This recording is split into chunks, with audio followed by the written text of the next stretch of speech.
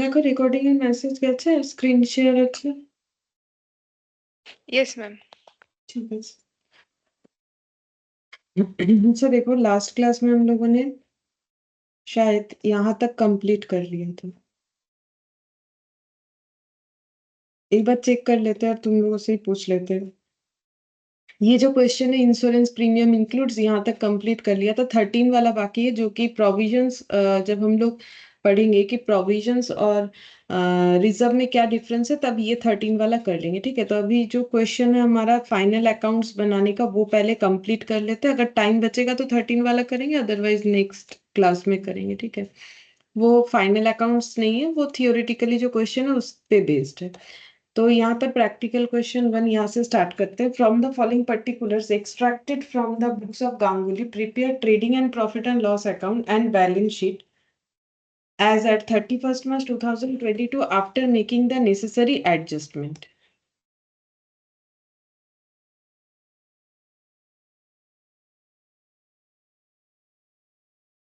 Good evening, Priya.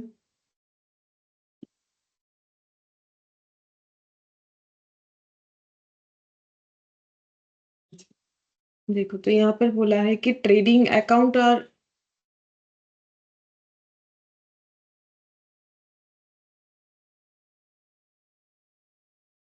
Good evening Roshan. Good evening ma'am. अब देखो यहाँ पर दिया हुआ है capital account as on 1/4/2021, stock, sales return, purchase return, carriage inward, rent, salary, sundry debtor, sundry creditor, loan from Dena bank, interest paid, printing stationery, advertisement, इधर है interest received, cash with traders bank limited, discount received, investment at 5% as on 1/4/21, furniture discount allowed, general expense, audit fees, fire insurance, traveling, postage, telegram, cash deposit और drawings। अच्छा, adjustment में दिया है value of closing stock as on 31st March 2022 is 3,93,000। This includes goods return by customer to value 15,000 for which no entry has been passed in the books. तो बोल रहा है कि 3,93,000 का क्लोजिंग स्टॉक था, जिसमें से 15,000 जो है रिटर्न हुआ है, ठीक है, कस्टमर को, बट उसका एंट्री नहीं हुआ है। तो क्लोजिंग स्टॉक में ये वैल्यू हमें क्या करना पड़ेगा, बोल रहा है कि 15,000 का रिटर्न हुआ है कस्टमर के तरफ से, तो इसका दो एडजस्टमेंट होना चाहिए। एक तो अगर कस्टमर ने रिटर्न कर दिया तो वो सेल्स रिटर्न में दिखाना चाहिए, बट इसका कोई एंट्री हुआ ही नहीं है, मतलब ओमिशन हुआ है। रेक्टिफिकेशन में क्या होगा, ओमिशन हुआ है। तो ये जो 15,000 है ये मुझे सेल्स से लेस करके दिखाना पड़ेगा, ठीक है, तभी तो बैलेंस होगा, क्योंकि सेल्स ज्यादा दिख रहा है, क्योंकि हम लोग 15,000 का रिटर्न बुक नहीं किए हैं, ठीक है।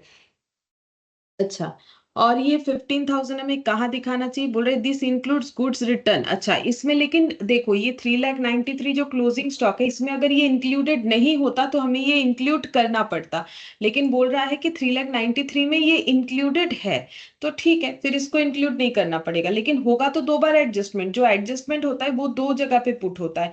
तो एक तो सेल्स रिटर्न से लेस हुआ, दूसरा डेटर से कम होगा, ठीक है, क्योंकि एंट्री क्या होगा, ओमिशन वाला एंट्री होगा सेल्स रिटर्न टू डेटर। तो सेल्स रिटर्न यानी सेल से कम करना है, और डेटर क्रेडिट हो रहा है यानी डेटर को भी कम करना है, क्योंकि अगर कस्टमर ने रिटर्न किया है तो फिर 15,000 का डेटर कम होगा, तो वो हमें माइनस करके दिखाना पड़ेगा।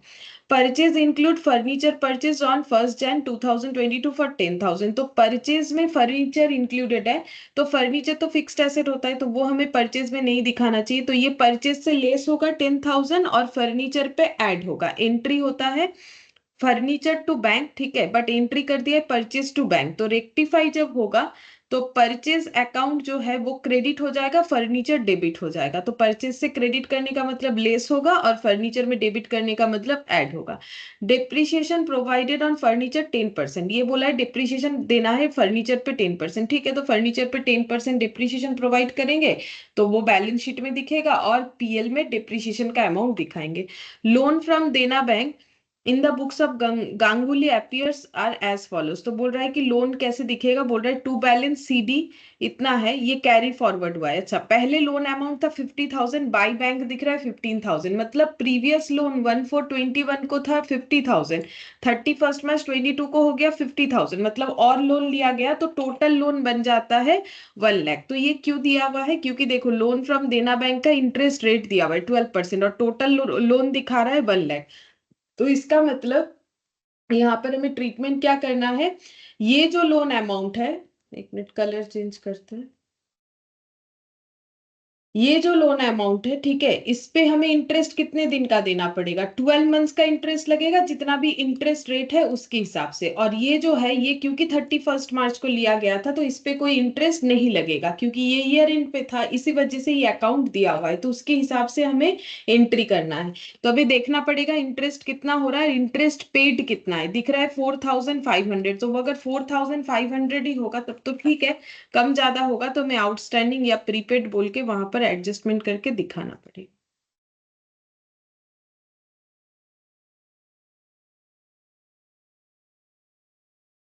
अब देखो यहाँ पर नेक्स्ट क्या बोला है, interest paid include 3,000 paid to Dena bank. अच्छा, यहाँ जो इंटरेस्ट पेड है ना, ये जो दिख रहा है ना 4,500, इसमें से देना बैंक का इंटरेस्ट सिर्फ और सिर्फ 3,000 है, तो बाकी जो है दूसरे किसी इंटरेस्ट का बात हो रहा होगा। Interest receive represent 1,000 from the sundry debtor due to delay on their part and the balance on investment and deposit. बोल रहा है कि इंटरेस्ट जो रिसीव्ड हुआ है उसमें 1,000 from the sundry debtor, sundry debtor से जो है 1,000 रुपीज मिला है। इंटरेस्ट रिसिप्ट यहाँ पर होगा शायद, क्रेडिट साइड में देखोगे तो पता चलेगा। ये देखो 7250, इसमें से बोल रहा है 1,000 रुपीज डेटर से मिला है। क्यों मिला है, डेटर ने डिले किया होगा पेमेंट करने में, ठीक है, तो डेटर से लिया गया है। And the balance on investment and deposit, बाकी इन्वेस्टमेंट एंड डिपॉजिट में ये इंफॉर्मेशन दिया हुआ है, तो हमें इसका ट्रीटमेंट क्या करना पड़ेगा, बाकी जो इन्वेस्टमेंट पे इंटरेस्ट है डिपॉजिट पे है उसको वैसे दिखाएंगे, और ये वाला जो है डेटर का इंटरेस्ट बोल के दिखाएंगे। For provide for interest payable to देना bank and for interest receivable on investment and deposit बोल रहा है। Interest payable to Dena bank जो है वो भी है, और for interest receivable on investment and deposit है, बोल दिया है हमें कि देना बैंक का इंटरेस्ट पेबल होगा और interest receivable on investment and deposit होगा। मेक प्रोविजन फॉर डाउटफुल डेब्ट at 5% on the balance under sundry debtor, no such provisions need to be made for the deposit. बोल रहा है प्रोविजंस क्रिएट करना है 5% on sundry debtor, और बोल रहा है कोई प्रोविजंस डिपॉजिट के ऊपर बनाने का जरूरत नहीं है, ठीक है। और यहाँ एक पॉइंट छूट गया, sundry debtor includes 20,000 due from the Robert and sundry creditor include 10,000 due to him. तो रॉबर्ट जो है वो हमारा डेटर भी है, वो हमारा क्रेडिटर भी है। कैसे पता चला, बोल रहे सन्ड्री डेटर में 20,000 ड्यू फ्रॉम रॉबर्ट है, रॉबर्ट से 20,000 मिलने वाला है मिस्टर गांगुली को। एंड सन्ड्री क्रेडिटर में 10,000 जो है वो ड्यू टू हिम है, मतलब रॉबर्ट को देना है। तो बेसिकली मिस्टर गांगुली को रॉबर्ट से 20,000 मिलेगा और रॉबर्ट को उनको 10,000 देना है। तो ऐसे चीजों को बोलते हैं म्यूचुअली सेट ऑफ करना, ठीक है। जैसे मान लो मुझे तुम लोगों को 20,000 देना है और तुम लोगों से मुझे 10,000 मिलेगा, तो हम क्या करेंगे, हम बोलेंगे ठीक है नेट कर लेते हैं, हम तुमको 10,000 दे देते हैं, ठीक है। तो वही होगा, यहाँ पर भी हमें इसे कॉन्ट्रा एंट्री को नेट करके दिखाना पड़ेगा, ठीक है। तो एक बार तो मैंने रफली बता दिया कि कैसे क्या क्या हमें एडजस्टमेंट करना है, बाकी हम लोग क्वेश्चन के साथ फिर से देख लेते हैं, ठीक है। तो पहले स्ट्रक्चर बना लेते हैं ट्रेडिंग पीएल बैलेंस शीट, जो कि काफी बड़ा बनने वाला है, ठीक है। तो यहाँ पर बनाते हैं इन द बुक्स ऑफ गांगुली, तुम लोग चाहो तो लिख लो, हम सिर्फ ट्रेडिंग एंड पीएल लिखेंगे। फॉर द ईयर एंडेड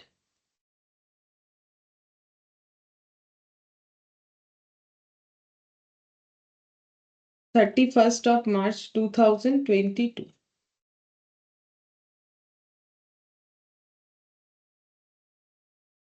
इसमें ट्रेडिंग पीएल जो है काफी बड़ा होगा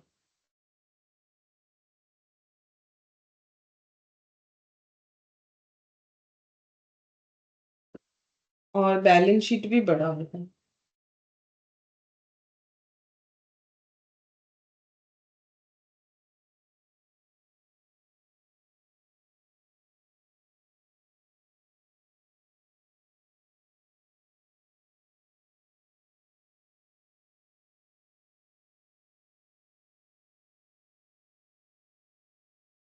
लाइबिलिटी और एसेट्स, ठीक है। अच्छा, अब देखते हैं, देखो क्या बोला है, क्या क्या इंफॉर्मेशन है। बोल रहा है गांगुलीज कैपिटल, तो कैपिटल तो हम लोग कहाँ लिखेंगे, बैलेंस शीट में लिख देंगे, और इसका कोई एडजस्टमेंट नहीं है तो सीधा सीधा यहाँ कैपिटल लिख सकते हैं, लेकिन इनर कॉलम में लिखेंगे, ठीक है, क्योंकि कैपिटल में कुछ ना कुछ तो एडजस्ट होगा। 5,40,500। अच्छा, कैपिटल के बाद देखो स्टॉक, ओपनिंग स्टॉक, तो ओपनिंग स्टॉक कहाँ लिखेंगे, ट्रेडिंग में लिखेंगे। टू ओपनिंग स्टॉक 2,34,000, इस पे भी कोई एडजस्टमेंट था नहीं, ठीक है। टू ओपनिंग स्टॉक 2,34,000, 2,34,000, ठीक है। सेल्स 14,48,000, सेल्स पे एडजस्टमेंट है, ये इनर कॉलम में लिखना पड़ेगा। 14,48,000। अच्छा, क्या क्या एडजस्टमेंट था, एक तो सेल्स रिटर्न नॉर्मली क्वेश्चन बता रखा है, और एक सेल्स रिटर्न नॉट रिकॉर्डेड है, तो कम से कम 2 to 3 लाइन्स हमें रखना है। सेल्स रिटर्न मिल गया, नीचे ही है, 43,000 लिख देते हैं। Less sales return 43,000। अच्छा, फिर यहाँ पर परचेज है, तो परचेज यहाँ लिख देते हैं, टू परचेज। ये इनर कॉलम में लिखेंगे क्योंकि गलती से एक फिक्स्ड एसेट परचेज में इंक्लूडेड है ना, तो वो हमें ठीक करना पड़ेगा। 12,15, इसमें भी जगह रखना है क्योंकि यहाँ एक एडजस्टमेंट आएगा, ठीक है। अच्छा, सेल्स रिटर्न, परचेज हो गया, purchase return 29,000, less purchase return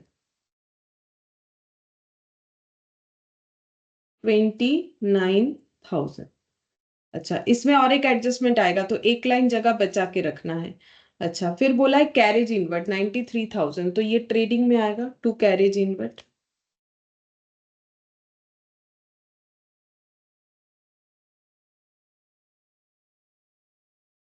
93,000, carriage inward 93,000। अच्छा, फिर रेंट 28,500, तो रेंट एज इट इज लिख देंगे क्योंकि हम लोगों ने अभी जो भी पढ़ा वहां पर हमें कोई रेंट का एडजस्टमेंट नहीं दिखा, तो यहाँ लिख देते हैं टू रेंट 28,500, रेंट का कोई एडजस्टमेंट नहीं था। अच्छा, नेक्स्ट देखते हैं सैलरी 46,500, ये भी डायरेक्ट लिख देंगे, इसमें भी कोई एडजस्टमेंट नहीं था। 46,500। अच्छा, इसके बाद देखते हैं सैलरीज के बाद सन्ड्री डेटर, सन्ड्री डेटर इसमें एडजस्टमेंट है, ठीक है, तो इसको लिखते हैं नीचे, ठीक है, सन्ड्री डेटर यहाँ लिखते हैं, सन्ड्री डेटर, ठीक है, इसका वैल्यू है हम लोग का 1,20,000। इसमें काफी सारा एडजस्टमेंट था, हम याद दिलाते हैं क्या क्या था। एक तो म्यूचुअल सेटअप जो है वो मिस्टर रॉबर्ट वाला, वो जाएगा। एक प्रोविजंस क्रिएट करना है, वो जाएगा। दूसरा जो है कि गलती से जो डेटा ने रिटर्न किया उसका एंट्री नहीं हुआ, वो जाएगा। तो कम से कम 3 लाइन्स हमें रखना है, तीन तीन एडजस्टमेंट होगा इस पे। सेल्स डेटर के बाद सन्ड्री क्रेडिटर 74,000, इसमें भी एडजस्टमेंट होगा। सन्ड्री क्रेडिटर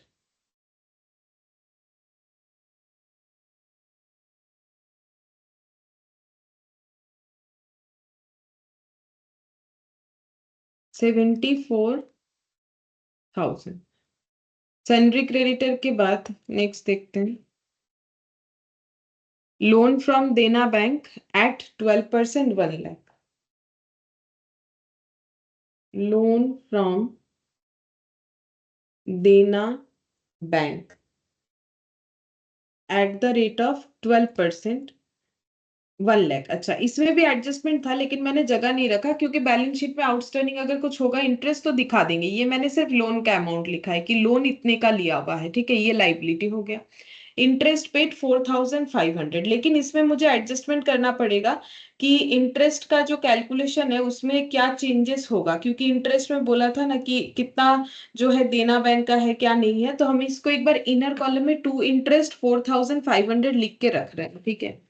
यहाँ पर सैलरीज के नीचे टू इंटरेस्ट यहाँ लिख दिया मैंने 4,500, यहाँ जो एडजस्टमेंट होगा वो हम लोग देख लेंगे।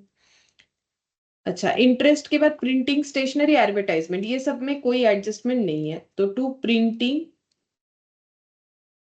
And stationery,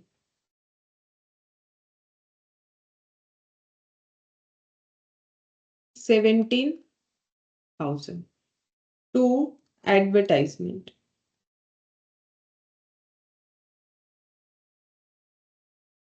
to advertisement 56,000, to advertisement 56,000। अच्छा, अब इधर का देखते हैं, यहां से इंटरेस्ट रिसिप्ट 7250, ठीक है, इसमें भी एडजस्टमेंट होगा क्योंकि इसका भी इंफॉर्मेशन हमें गिवन था, तो यहाँ पर लिखते हैं by interest receipt, inner column में लिखेंगे 7250। अच्छा, इंटरेस्ट रिसिप्ट के बाद है cash with trader bank limited, तो कैश लिखेंगे तो ये डेटर के नीचे लिख सकते हैं, मतलब एंड में लिखेंगे एकदम, cash with trader bank limited, तो यहाँ लिखेंगे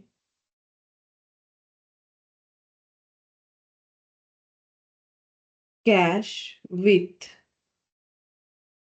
trader bank limited, cash with trader bank limited, ठीक है, ये हो गया 40,000। अच्छा, उसके बाद है डिस्काउंट रिसिप्ट, यहाँ पर ये देखो डिस्काउंट रिसिप्ट, ये पीएल के क्रेडिट साइड में एज इट इज चला जाएगा, कोई एडजस्टमेंट नहीं है, 14,950,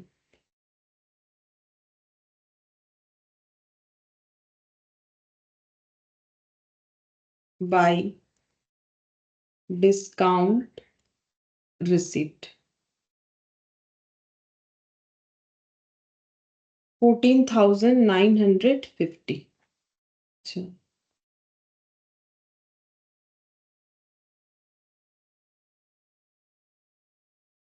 इन्वेस्टमेंट 25,000, ये हम लोग एसेट साइड में लिखेंगे, इन्वेस्टमेंट 25,000।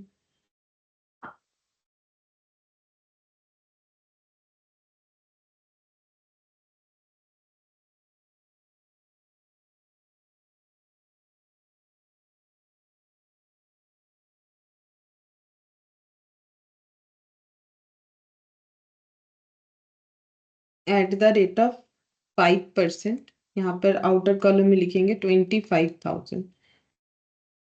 अच्छा, इन्वेस्टमेंट के बाद है फर्नीचर 9,000, तो फर्नीचर पे भी एडजस्टमेंट 2-3 लाइन का होगा, क्योंकि फर्नीचर नया खरीदा गया उसका एडिशन होगा प्लस उस पे डिप्रिशिएशन होगा, तो ये इनर कॉलम में लिख दिया furniture 9,000। Discount allowed, general expense, audit fees, ये तीनों जो है लगातार पीएल में चला जाएगा बिना कोई एडजस्टमेंट के, ये सब में एडजस्टमेंट था ही नहीं, तो यहाँ पर लिखेंगे एडवर्टाइजमेंट के नीचे discount allowed 37,700,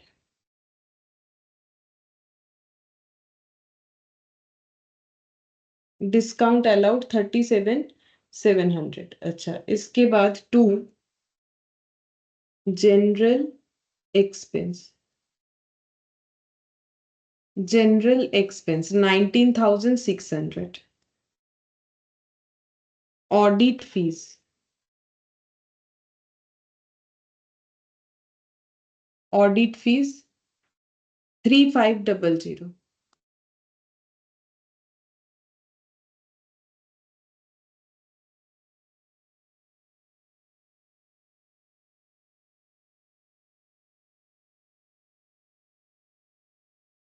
good evening parents.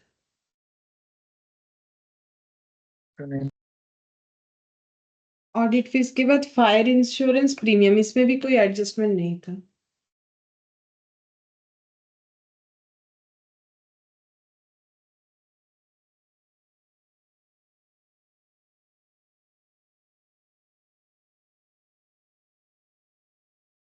अच्छा, इसके बाद ट्रैवलिंग, पोस्टेज, टेलीग्राम, ये दोनों एज इट इज हो जाएगा 11,650, 4,350, 11,650, 4,350,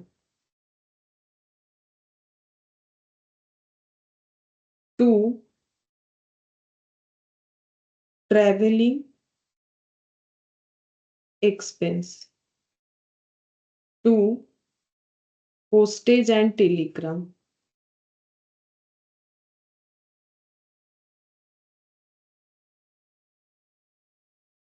postage and telegram, cash in hand 1900, ये बैलेंस शीट में जाएगा। कैश इन हैंड इसके नीचे लिखेंगे।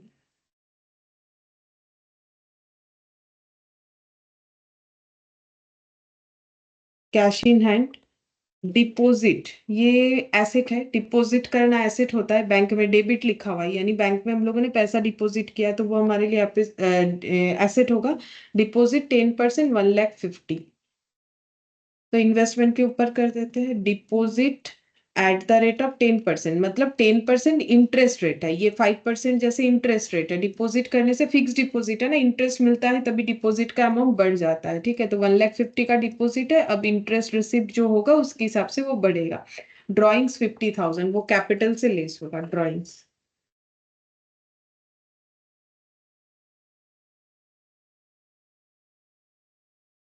ड्रॉइंग्स हो जाएगा 50,000।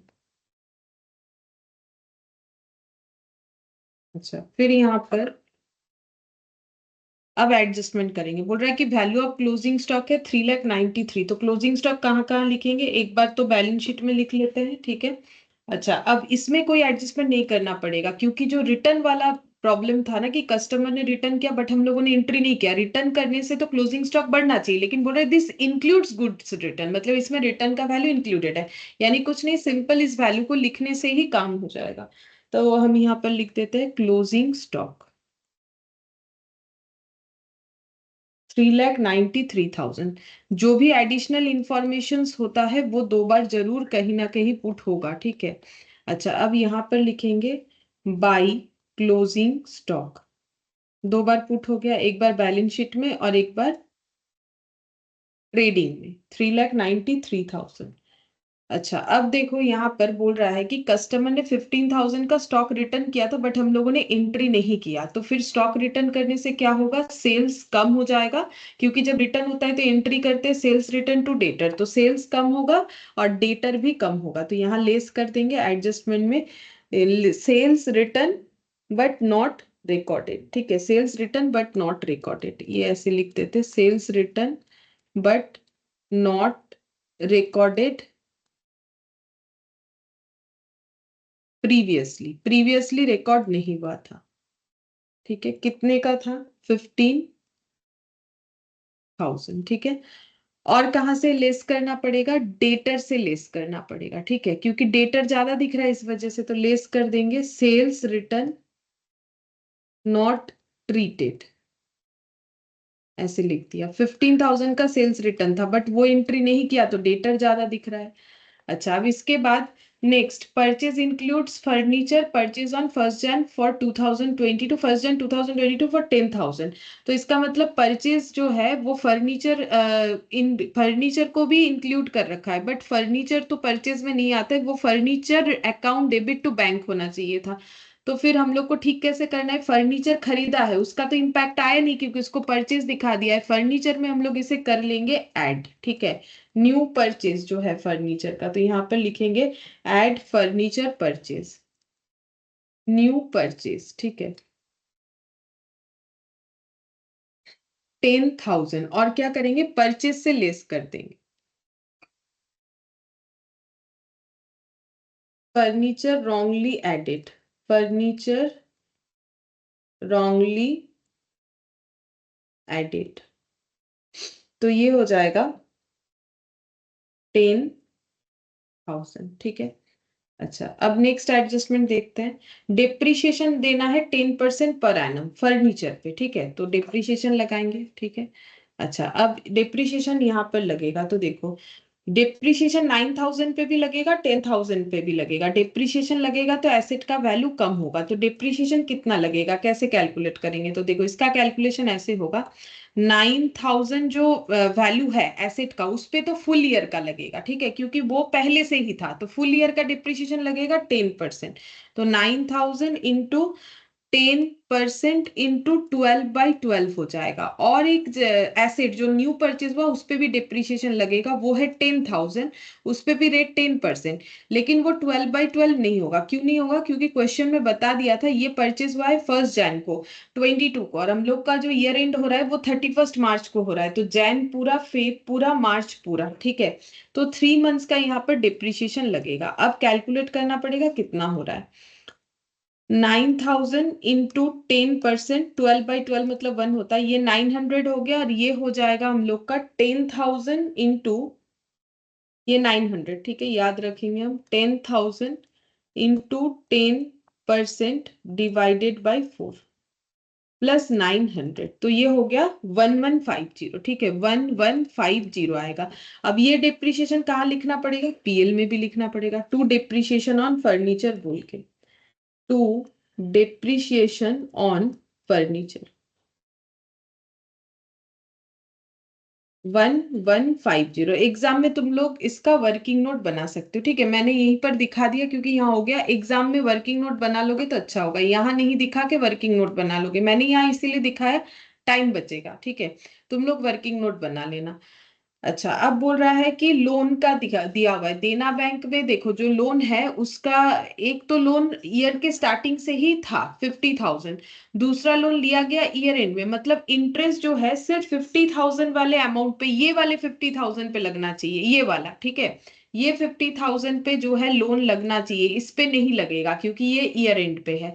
अब देखना पड़ेगा कि लोन का इंटरेस्ट होगा कितना, तो उसके लिए हम लोग बनाएंगे वर्किंग नोट, ठीक है, यहाँ पर। तो यहां बनाते हैं working note number 1, interest on loan from Dena bank, ठीक है। कितना होगा? तो देखो लोन कितने का था देना बैंक का, लाइबिलिटी साइड में देखो मिल जाएगा 1 लाख, ठीक है। तो लोन का दो पार्ट है, यहाँ देखो अकाउंट में 1421 को जो लोन लिया गया था, देखो एक लोन 1421 से ही चल रहा है जो कि 50,000 का है। हम लोग का ईयर एंड कब हो रहा है? 31 मार्च 2022 का, ठीक है। तो ये जो लोन है इस पे तो पूरे साल का इंटरेस्ट लगेगा, ठीक है। और जो लोन लिया गया है इस डेट पे, ठीक है, लोन टेकन, जो अकाउंट है वो देखने से ही पता चलेगा, ठीक है। ये देखो लोन टेकन है 50,000, ये जो लोन टेकन है 50,000, इस पे कोई इंटरेस्ट नहीं लगेगा। तो इस पे इंटरेस्ट कितने दिन का लगेगा? इस पे इंटरेस्ट लगेगा, इंटरेस्ट फॉर 12 मंथ्स, ठीक है। और इस पे नो इंटरेस्ट, मतलब no interest in the sense इस साल के लिए कोई इंटरेस्ट नहीं लगेगा। तो इस पे इंटरेस्ट कितना होगा? 50,000 इंटू इंटरेस्ट रेट कितना है देना बैंक का लोन का? 12%। तो इंटू 12% इंटू 12/12, ठीक है, 1 ईयर का। तो कितना हो जाएगा? तो 12/12 कैंसिल आउट, 12% इंटू 50,000, ये हो गया 6,000, ठीक है। तो ये 6,000 हो जाएगा। और यहाँ पर इंटरेस्ट कितना दिखाया था वो देखते हैं। अच्छा, यहाँ एक और इंफॉर्मेशन था, interest paid include 3,000 to Dena bank, ठीक है। तो देना बैंक का 3,000 दिखा रहा है, ठीक है। तो यहाँ पर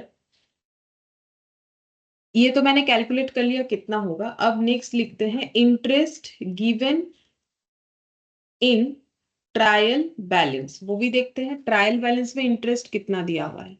ट्रायल बैलेंस का इंटरेस्ट दिया हुआ है 4,500, ठीक है। ट्रायल बैलेंस का इंटरेस्ट दिया हुआ है 4,500। इसमें से बोल रहा है कि सिर्फ 3,000 देना बैंक का है, लेस कर देते हैं, ऐसे लिख देते हैं, इंक्लूड्स देना बैंक इंटरेस्ट, देना बैंक का इंटरेस्ट बोला है 3,000, ये पेड है, ये पेड है, ठीक है। तो इसका मतलब देना बैंक का इंटरेस्ट हो रहा था 6,000, बट पेड हुआ है ओनली 3,000। और बाकी 1,500 क्या है? किसी और कारण से इंटरेस्ट है, ठीक है, वो देखेंगे क्या है। बोल रहा है कि इंटरेस्ट जो ट्रायल बैलेंस पे दिया हुआ है वो है 4,500। अब उसमें से बोल रहा है कि देना बैंक का पेड अमाउंट कितना है? बोल रहा है 3,000, लेकिन देना बैंक का तो टोटल इंटरेस्ट हो रहा है 6,000। तो आउटस्टैंडिंग इंटरेस्ट फॉर देना बैंक लोन कितना होगा? 6,000 -3000, तो ये कितना हो जाएगा 3000, ठीक है। आउटस्टैंडिंग 3000 हो जाएगा। इसका मतलब लोन का इंटरेस्ट का जो आउटस्टैंडिंग अमाउंट है वो हो रहा है 3000। अच्छा, अब तुम लोग सोचोगे फिर ये 4500 क्यों दिया हुआ है। ये 4500 जो है ये किसी और चीज का भी इंटरेस्ट है, जो कि तुम लोग देख सकते हो यहाँ एक डेटर का बोला था। ये देखो, इंटरेस्ट रिसिव्ड रिप्रेजेंट 1000 फ्रॉम, ये रिसिव्ड है। अच्छा, और interest payable to Dena bank होगा, मतलब देखो ये लाइन हमें बता रहा है कि हमारा कोई आउटस्टैंडिंग इंटरेस्ट देना बैंक का होगा। और देख लेते हैं इंफॉर्मेशन एक बार फिर से। अच्छा ठीक है, ये सिर्फ इंटरेस्ट पेड बोला है, लोन तो और कहीं से भी नहीं लिया गया है, मुझे तो नहीं दिख रहा है, ठीक है। तो किसी और चीज का इंटरेस्ट भी हो सकता है, अब हमें तो नहीं पता किस चीज का है। देखो, हमें तो इतना पता है कि 50,000 लोन पे 66,000 का हमें इंटरेस्ट पे करना चाहिए था, बट हम लोगों ने सिर्फ 3000 पे किया, तो आउटस्टैंडिंग इंटरेस्ट फॉर देना बैंक जो है, लोन फॉर देना बैंक, वो 3000 हो जाएगा, ठीक है। तो ट्रायल बैलेंस में जो दिया हुआ है वो इंटरेस्ट पेड अमाउंट जो है उसमें हमें ऐड कर देना चाहिए इस तरीके से, आउटस्टैंडिंग इंटरेस्ट देना bank, outstanding interest to Dena bank 3000, तो टोटल करने से कितना हो जाएगा 7500, मतलब हम लोग का टोटल इंटरेस्ट कितना आना चाहिए 7500। और यहां पर भी हम लोग लिखेंगे outstanding interest on loan from Dena bank, ये हो जाएगा 3000।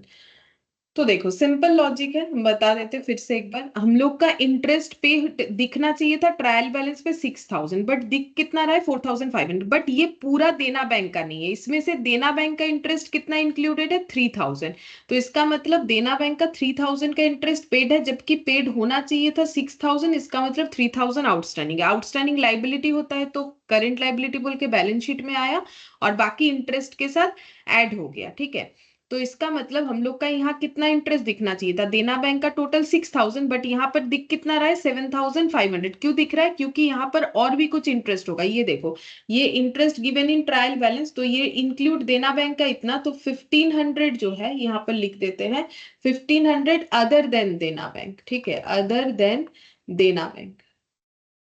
देना बैंक के अलावा कोई इंटरेस्ट होगा जो पे हुआ है वो यहाँ पर दिख रहा है, ठीक है। अच्छा, उसका क्लियरली नाम तो नहीं बोला है, बट पे हुआ होगा तभी तो दिखा रहा है, तो हम लोग का वो तो हम लोग हटा नहीं सकते, ट्रायल बैलेंस में जो है वही लिखना पड़ेगा। अच्छा, अब देखो नेक्स्ट यहाँ पर क्या बोला है, sundry debtor includes 20,000 due from Robert and sundry creditor includes 10,000 due to him.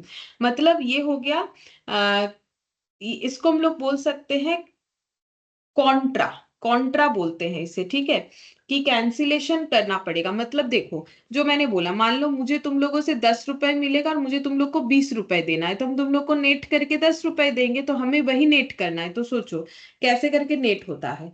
ये देखो, ये जो, मान लो ये है मिस्टर गांगुली, ठीक है, और ये कौन है, ये है मिस्टर रॉबर्ट, ठीक है। मिस्टर गांगुली क्या बोल रहे हैं मिस्टर रॉबर्ट को कि मुझे आपसे मिलेगा 20,000, तो रॉबर्ट भी बोल रहे हैं कि मुझे भी आपसे मिलेगा, ठीक है, मुझे भी आपसे मिलेगा, ये रॉबर्ट बोल रहे हैं, ठीक है, कि मुझे भी आपसे मिलेगा 10,000। तो इन दोनों ने सेटल डाउन कैसे किया, तो गांगुली बोल रहे ठीक है, हम आपको 10,000 नहीं देते हैं, आप जो मुझे 20,000 देने वाले हो, 20,000 ना देके 10,000 दे दो, हो गया म्यूचुअली सेट ऑफ, ठीक है।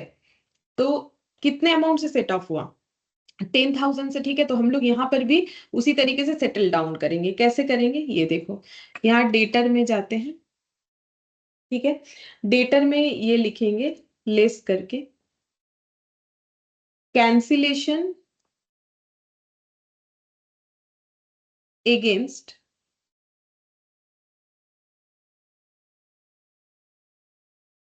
क्रेडिटर 10,000, ठीक है। मतलब डेटर का वैल्यू मैंने 10,000 से कम कर दिया, क्यों, क्योंकि अभी मिस्टर गांगुली रॉबर्ट से बस 10,000 ही लेने वाले हैं, ठीक है। क्यों, क्योंकि उनको उनको 10,000 देना था, जो अभी नहीं देना पड़ेगा, क्योंकि अभी मैंने क्या बोला, गांगुली क्या बोलेंगे, ठीक है, हम आपको 10 नहीं दे रहे, आप मुझे 20 की जगह 10 दे दीजिए, म्यूचुअल सेटअप, ठीक है। और यहाँ पर सन्ड्री क्रेडिटर में लिखेंगे cancellation against debtor, cancellation against debtor 10,000। तो दो जगह सेट ऑफ हो गया, ठीक है।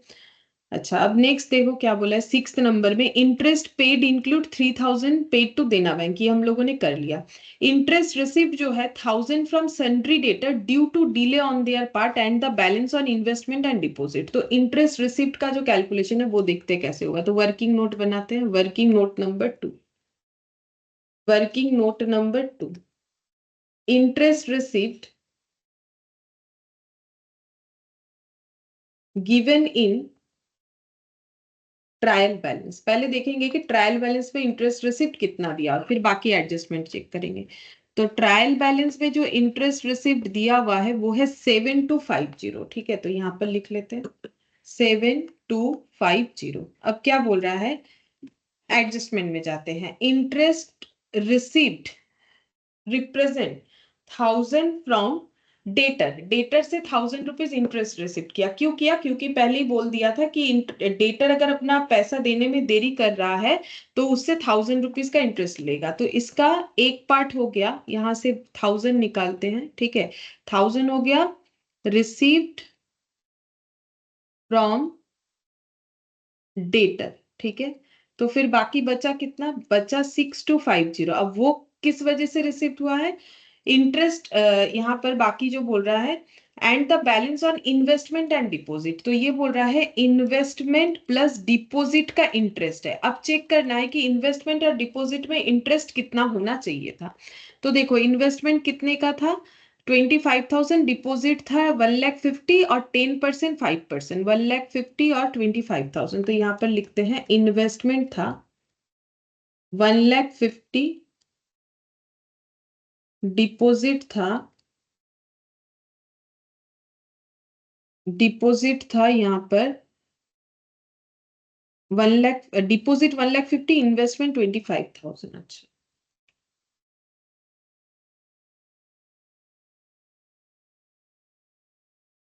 अच्छा, ये सब पे कितना इंटरेस्ट होना चाहिए था? चलो देखते हैं कितना इंटरेस्ट होना चाहिए था। अच्छा, रेट क्या था? इनटू इनटू इन्वेस्टमेंट 25,000, 5% और ये 10%, ठीक है। ये 5% और ये 10%। कब इन्वेस्टमेंट और डिपॉजिट किया गया था उसका डेट है क्या नहीं हम लोग चेक करते हैं। शायद यहाँ ट्रायल बैलेंस में दिया हुआ था। देखो डिपॉजिट तो दिया हुआ है 1,421 का था, ठीक है।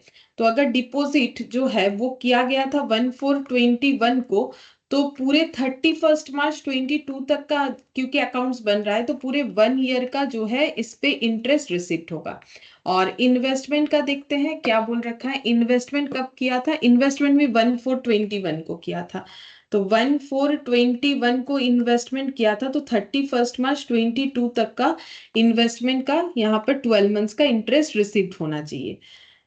तो देखते हैं 25,000 इंटू 5%, तो ये हो गया 1,250, और 1,50,000 इंटू 10%, तो ये हो गया 15,000।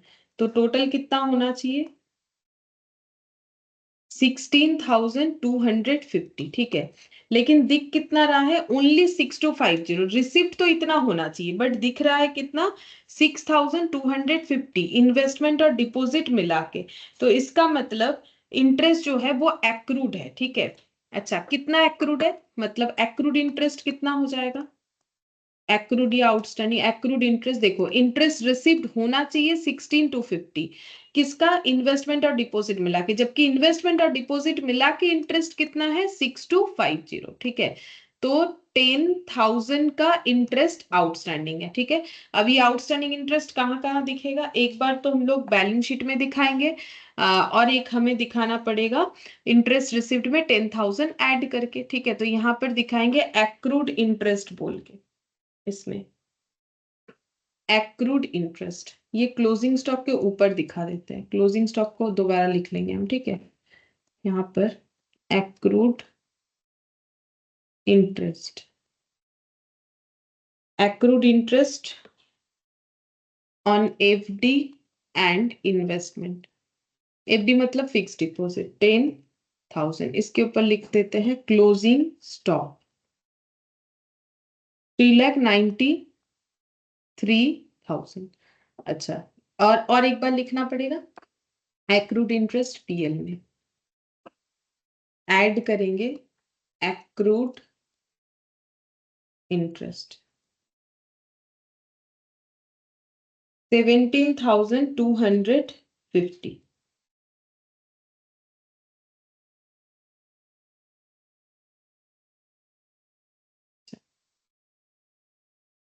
अब नेक्स्ट देखेंगे यहाँ पर make provision for doubtful debt 5% on the balance sundry debtor, no such provisions need to be made for the deposit। बोल रहे डिपोजिट पे कोई प्रोविजन मत बनाओ बट डेटर पे बनाओ 5%, बैलेंस जो डेटर बचेगा मतलब एडजस्टमेंट होने के बाद, मतलब ये जो पूरा एडजस्टमेंट हुआ इसके बाद जो डेटर बचेगा इस पे 5% प्रोविजन क्रिएट करने बोला है। तो लेस 5% पीबीडीडी, देखते हैं कितना होगा। ये हो गया 25,000, मतलब 1,20,1 लाख और 5,000 95,000 होगा। 95,000 पे अगर 5% क्रिएट करेंगे देखते हैं कितना आता है। 4750, 90,250। ठीक है, 90,250। और ये कहाँ जाएगा? पीबीडीडी पीएल में दिखाना पड़ेगा। टू पीबीडीडी 4750। ठीक है, तो सभी एडजस्टमेंट हो गया। अब हम लोग टोटल करके देखेंगे कि हम लोग का कितना आंसर आ रहा है। ठीक है, तो यहाँ पर सबसे पहले देखते हैं कितना आएगा। 14,48,000 माइनस 43,000 माइनस 15,000, 13,90,000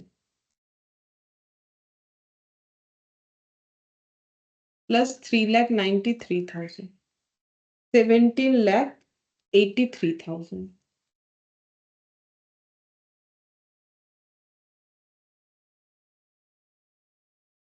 अच्छा, ये देखते हैं कितना होगा। यहाँ पर 2 जीपी बैलेंसिंग फिगर 17,83,000। अच्छा, ये कितना हो जाएगा? ये 39,000 माइनस होगा, देखना पड़ेगा। 12,15,500 माइनस 39,000, 11,76,500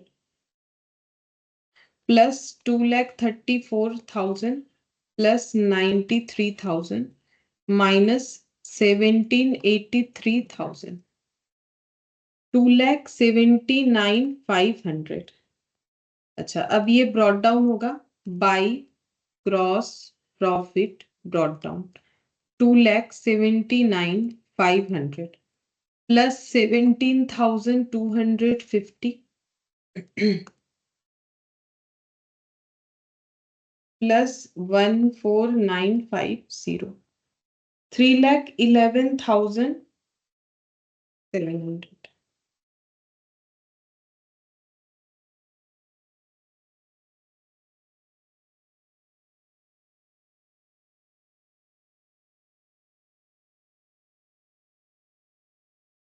2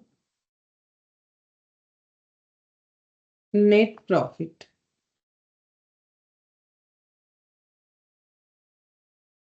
28,500, 46,500, 7,500, 17,000, 56,37,700।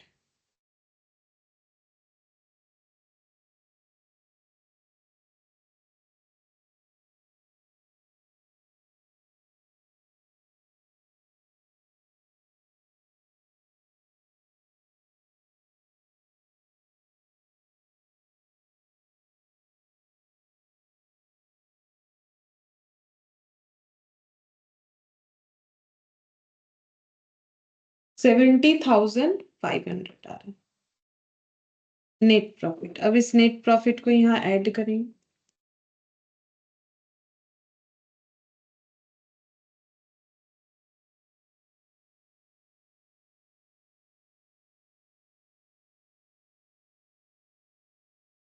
5,61,000।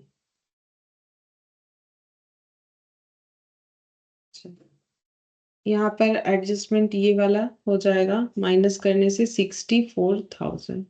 1,64,000 प्लस 3,000,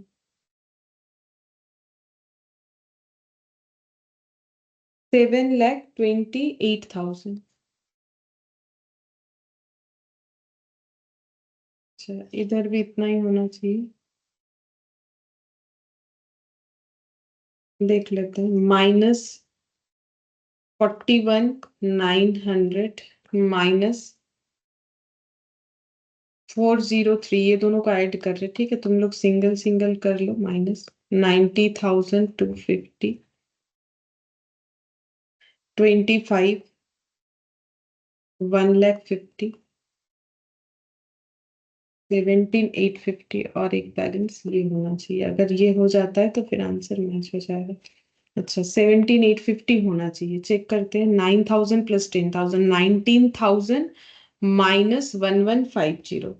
अच्छा, 19,000 माइनस, यहाँ एक बार लिख लेते हैं, 17,850 होगा तो टैली हो जाएगा। अब इस पे चेक कर लेते हो रहा है कि नहीं। 19,000 माइनस 1,150, हाँ 17,850, ठीक है। तो क्वेश्चन काफी अच्छा था, इसमें काफी कुछ सीखने वाला था कि अगर हमें मल्टीपल इस तरीके से इंफॉर्मेशन देने का तरीका अलग है आसान।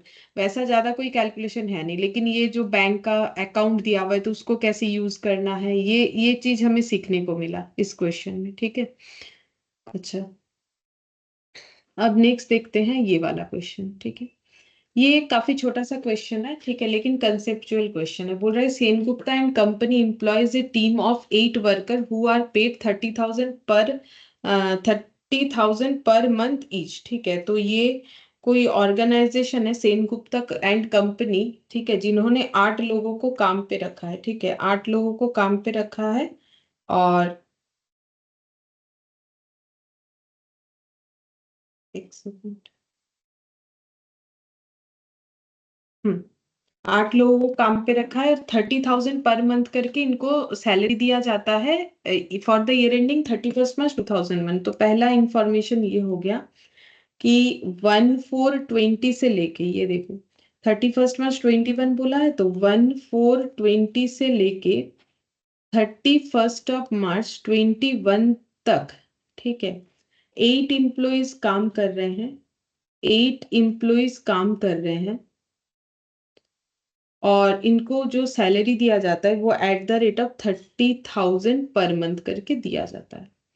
फिर बोल रहा है कि at the start of financial year 21-22, जब फाइनेंशियल ईयर नेक्स्ट स्टार्ट हुआ 21-22,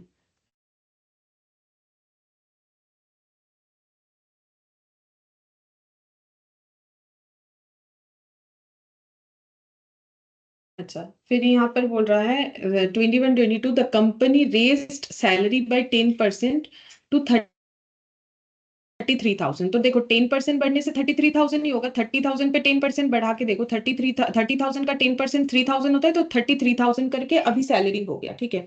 तो अभी सैलरी हो रहा है 33,000 पर मंथ। ये क्वेश्चन खुद बोल रहा है कितने एम्प्लॉयज का, कुछ नहीं बोला है, तो वो 8 लोगों का ही होगा, ठीक है। 8 एम्प्लॉयज का अभी सैलरी ऐसे चेंज हो गया।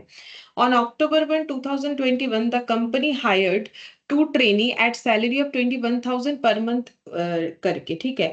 तो अक्टूबर 21 में कंपनी ने 2 ट्रेनी को हायर किया है, तो अक्टूबर यहाँ पर आ जाएगा, मान लो 2 ट्रेनी हायर और @21,000 पर मंथ करके उनको सैलरी देना पड़ेगा, ठीक है।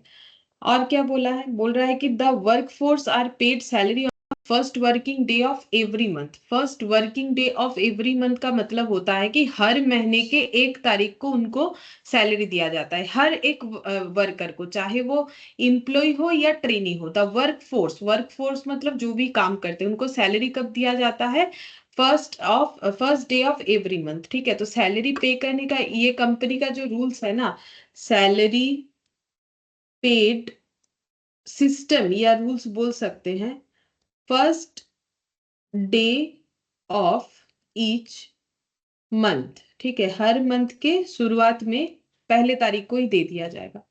1 month in arrear, अच्छा, ओ आगे का नहीं पढ़ा। The work force are paid salary on the first working day of every month, 1 month in arrear, but 1 month in arrear। इसका मतलब क्या होता है? But 1 month in arrear, arrear मतलब होता है बाकी, ठीक है, मतलब हर महीने के 1 तारीख को दिया जाएगा, बट 1 month गैप रख के। जैसे मान लो कि ये अप्रैल से स्टार्ट है, तो अप्रैल का सैलरी फिर कब दिया जाएगा, ये हम समझाने के लिए बोल रहे हैं। अप्रैल में जो काम किया, कोई भी इम्प्लॉय हो या ट्रेनी हो, उसको पेमेंट मिलेगा 1 मई को, ठीक है। और जो मई में काम किया है उसको मिलेगा 1 जून को। इस तरीके से इस चीज का, ये रूल्स का मतलब ये हो गया, ये मैंने समझाने के लिए बोला, ठीक है। अब यहाँ पर बोल रहा है so that the employee receive their salary for January on the first working day of February. जनवरी का सैलरी फेब्रुवरी को मिलेगा। मैंने जैसे अप्रैल मार्च का इंफॉर्मेशन दिया। हम लोग को कैलकुलेट करके क्या देना है? Amount of salary which would be charge to the profit and loss account for the year ended 31 March 2022। पहला क्वेश्चन हमें बोला है 31 मार्च 2022 में पीएल में हम लोग कितना सैलरी चार्ज दिखाएंगे 31 मार्च 2022 में, ठीक है। तो देखो कैसे दिखाएंगे, यहाँ पर लिख के दिखाते हैं। पहला question, salary to be charge to PL for 21-22।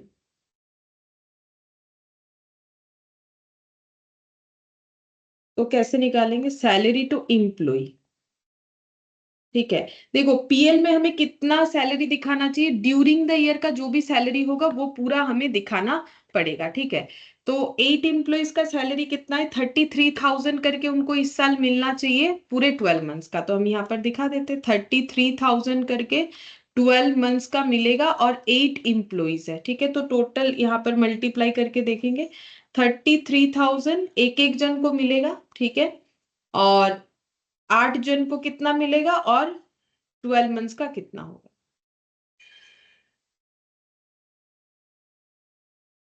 Next हम लोग यहाँ पर लिखेंगे सैलरी टू ट्रेनी, ठीक है। ट्रेनी को कितना सैलरी दिखाएंगे? 21,000 करके सभी को सैलरी मिलेगा। ट्रेनी को, 2 ट्रेनी है, ठीक है। 2 ट्रेनी है, और इनका कितना मंथ का होगा? इनका बस यहाँ से लेके यहाँ तक का होगा। इतने दिन काम किया है ट्रेनी ने, ठीक है, इस साल। तो अक्टूबर पूरा, नवंबर, दिसंबर, जैन, फेब, मार्च, 6 मंथ्स का हमें सैलरी दिखाना चाहिए, ठीक है। तो ये हो गया 6 मंथ्स। तो 6 × 2 12, 12 × 21,000, 2,52,000। तो टोटल कितना पीएल में दिखाएंगे? 34,20,000, ये हम लोग पीएल में दिखाएंगे। अच्छा, फिर नेक्स्ट हमें क्या बोला है? सेकेंड नंबर देखो, 3 क्वेश्चन पूछा है। बोल रहे हैं amount actually paid as salary during 21-22। अब उसी साल का पूछा है कि एक्चुअली कितना पेड है, ठीक है। तो सैलरी एक्चुअली पेड इन 21-22 में कितना सैलरी पेड हुआ है वो हमें बताना है। एक्चुअली कितना पेड हुआ है, ये जो है, ये देखो पीएल में हम लोग पे करें या ना करें, अगर आउटस्टैंडिंग या फिर एक्रूड जो भी होता है इनकम या एक्सपेंसेस के अकॉर्डिंग हम लोग वो भी दिखाते हैं। लेकिन एक्चुअली पेड का मतलब कितना कैश आउटफ्लो हुआ है। तो देखो अब कैश आउटफ्लो इतना नहीं हुआ होगा, क्यों? क्योंकि हम लोग जब सैलरी पे करते हैं तो हम लोग 1 मंथ के गैप में पे करते हैं, ठीक है। तो जब हम लोगों ने ये 8 एम्प्लॉयज को पे किया है, तो अप्रैल का मई में किया है, मई का जून में किया है, इस तरीके से अगर देखा जाए तो हम लोगों ने 11 मंथ्स का पे किया होगा इन 8 एम्प्लॉयज को, ठीक है। 11 मंथ्स का पे किया होगा क्योंकि 1 मंथ एरियर है, ठीक है। तो यहाँ पर लिखेंगे salary to employ 833,000 into 11 months, ठीक है। ये एक्चुअली पे हुआ क्योंकि 1 मंथ का एरियर था, तो अप्रैल का मई में मिला, मई का जून में मिला, जून का जुलाई में मिला, जुलाई का अगस्त में मिला, ऐसे करके देखोगे तो क्या होगा, लास्ट जो मार्च वाला है वो तो नेक्स्ट ईयर अप्रैल में मिलेगा, ठीक है। तो वो हमारा ड्यू रह जाता है। तो एक्चुअली पूछा है कितना कैश आउटफ्लो हुआ है, तो हम लोग वही बता रहे हैं जैसा क्वेश्चन हम लोग को पूछा है। तो ये हो गया 9,04,000, ठीक है। अब यहाँ पर और एक चीज भी देखो, क्योंकि 1 मंथ एरियर में सैलरी पे होता है, जैसे ये मार्च का सैलरी, ये जो 31 मार्च का सैलरी है ये नेक्स्ट ईयर 1 अप्रैल में मिलेगा, सेम तरीके से ये जो 31 मार्च का सैलरी है ये इस साल मिलेगा। बात समझो, ये जो 31 मार्च का ये साल का सैलरी ये नेक्स्ट ईयर के अप्रैल में मिलेगा, ठीक है, नेक्स्ट ईयर के अप्रैल में, जैसे ही मार्च का अप्रैल में मिलेगा उसी तरीके से इस साल का मार्च का इस साल के अप्रैल में मिलेगा। वो कितना होगा, 8 एम्प्लॉयज को 30,000 करके 1 मंथ का सैलरी, ठीक है। हमें बोला है एक्चुअली इस बार कितना कैश आउटफ्लो हुआ है सैलरी के लिए, तो वही हम लोग दिखा रहे। Salary for employees for the month of March 2021 paid on 1 April 2021, ठीक है। मार्च वाला सैलरी जो अप्रैल में मिलेगा 1 तारीख को, 8 एम्प्लॉयज, अब 30,000 मिल रहा है, ठीक है, क्योंकि प्रीवियसली 30,000 करके था तो 1 मंथ का, तो यहाँ पर हो जाएगा 2,40,000। अब हम लोग अगर दोनों को टोटल करेंगे तो ये हम लोग का आ जाएगा अच्छा, ट्रेनी का भी तो लिखना पड़ेगा ना, वो नहीं लिखा, ट्रेनीज सैलरी, ठीक है।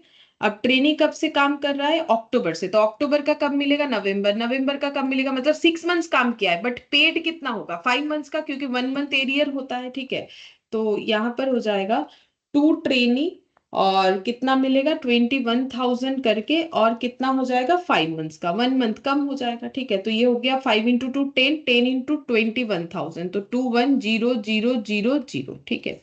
अब ऐड करते हैं, 2,40,000 मतलब 4,50,000, तो ये हो गया 33,54,000 सैलरी। एक्चुअली पेड कितना है वो निकल गया। अच्छा, नेक्स्ट क्या पूछा है देखते हैं। नेक्स्ट हमें पूछा है कि आउटस्टैंडिंग सैलरी कितना है, ठीक है। तो आउटस्टैंडिंग सैलरी दिखा देते हैं, calculation of outstanding salary. Outstanding salary कौन से ईयर का बोला है देखते हैं, 22 का ही बोला है। 31 मार्च 2022 आउटस्टैंडिंग सैलरी कितना है, टोटल सैलरी पेड तो ये वाला है 34,20,000, बट आउटस्टैंडिंग कितना है, वो 1 मंथ का जो गैप हुआ है उसकी वजह से आउटस्टैंडिंग होगा। 8 एम्प्लॉयज का आउटस्टैंडिंग कितना है, 8 एम्प्लॉयज ने 12 मंथ्स काम किया बट उन्हें 11 मंथ्स का ही सैलरी मिला, तो 33,000 पर मंथ करके 8 एम्प्लॉयज का 1 मंथ का, ठीक है। और टू ट्रेनी का 21,000 पर मंथ करके, टू ट्रेनी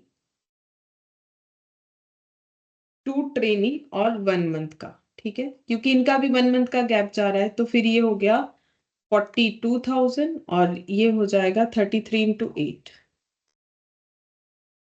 2,64,000, 3,06,000 ये आउटस्टैंडिंग हो गया, ठीक है। तो ये प्योरली कंसेप्चुअल क्वेश्चन था, जहां पर हमें एक्रूअल और कैश बेसिस के ऊपर क्वेश्चन दिया हुआ था। तो हम लोग तो फाइनल अकाउंट्स एक्रूअल बेसिस पे बनाते हैं, तो कोई अगर पूछे कि इस साल में कितना सैलरी पूरा मेरा जो है होना चाहिए, तो वो हो गया इतना, क्योंकि 12 मंथ्स इम्प्लॉय लोगों ने काम किया, 6 मंथ्स ट्रेनी लोगों ने काम किया, इतना करके इतने लोग थे, और इतना करके पर मंथ सैलरी था। फिर पूछा एक्चुअली कितना पे हुआ, तो ये 33 होगा, और ये 8 भी होगा, और 21 और 2 भी रहेगा, लेकिन टाइम ड्यूरेशन बदल जाएगा, क्योंकि एक्चुअली 1 मंथ गैप में था, तो 12 मंथ्स काम होने से भी 11 मंथ्स का ही पेड आउट हुआ है, और 6 मंथ्स काम होने से भी 5 मंथ्स का पे आउट हुआ है, ठीक है। तो फिर यहाँ पर जो एक्चुअली पेड है ये 11 मंथ्स का होगा, और सैलरी फॉर एम्प्लॉय, अच्छा हाँ, ये देखो 5 मंथ्स का हुआ, और एक चीज यहाँ पर एडिट हुआ कि प्रीवियस वाला जो सैलरी है प्रीवियस ईयर का लास्ट मंथ का, वो इस साल के स्टार्टिंग में होगा, इसीलिए 8 एम्प्लॉयज तब भी था 30,000 इंटू 1 मंथ, ये एक इंक्लूड हुआ। और आउटस्टैंडिंग कितना हुआ, 1 मंथ का एरियर आउटस्टैंडिंग होगा, ठीक है, 33,000 करके 8 एम्प्लॉयज पे, और 21,000 करके 2 ट्रेनिंग पे। अच्छा, अब देखो क्वेश्चन नंबर 3, जो कि एक काफी छोटा सा क्वेश्चन है। हम लोग को इस पे ट्रेडिंग पीएल बैलेंस शीट बनाने के लिए बोला है। ठीक है, चलो बना के देखते हैं।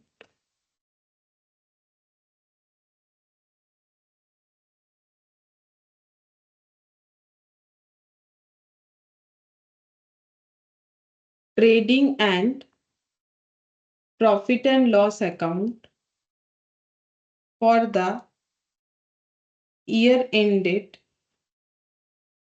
31st of March 2022।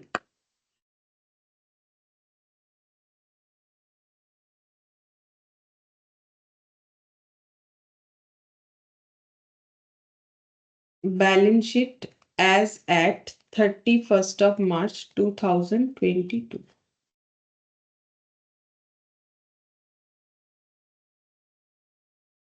देखते हैं क्या इंफॉर्मेशन है। देखो यहाँ सिर्फ एक ही जो है यहाँ पर क्या बोलते हैं उसे, एडिशनल इंफॉर्मेशन है। सबसे पहले बोला है ट्रेड रिसीवेबल यानी डेटर 3,50,000। बहुत ही छोटा सा क्वेश्चन है, यहाँ पर हम करके दे देते हैं। देखो ट्रेड रिसीवेबल मैंने शॉर्ट में ही लिखा है 3,50,000, क्योंकि कुछ खास है नहीं तो हम ऐसे ही डायरेक्टली कर ले रहे हैं। फिर बोला है इन्वेंट्री 1 अप्रैल यानी opening 5 lakh, to opening stock 5 lakh. यहाँ पर लिख लेते हैं टू ओपनिंग स्टॉक 5 लाख। अच्छा, इसके बाद है कैश इन हैंड 5,60,000। अच्छा, wages 3 lakh. Cash in hand 5,60,000। Cash in hand 5,60,000। अच्छा, इसके बाद wages 3 lakh. To wages trading में जाएगा 3 लाख। अच्छा, इसके बाद बैड डेप्ट पीएल में जाएगा 50,000। टू बैड डेप्ट 50,000। बैड डेप्ट के बाद furniture fixture 1,50,000। Furniture and fixture, ठीक है, 1,50,000। अच्छा, डिप्रिशिएशन यहाँ दिया हुआ है, मतलब डिप्रिशिएशन ऑलरेडी फर्नीचर फिक्सचर पे चार्ज होगा, तभी वो अकाउंट ट्रायल बैलेंस में दिख रहा है। तो डिप्रिशिएशन कहाँ जाएगा? ट्रायल बैलेंस के अंदर का डेटा एक ही बार एक ही जगह पे जाएगा, तो ये पीएल में जाएगा सीधा, क्योंकि डिप्रिशिएशन चार्ज है तो बस क्लोजिंग एंट्री डालना पड़ेगा। तो to depreciation 1,50,000।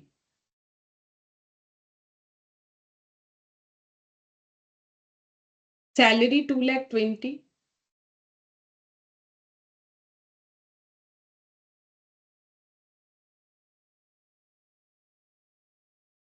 Purchase 12,50,000।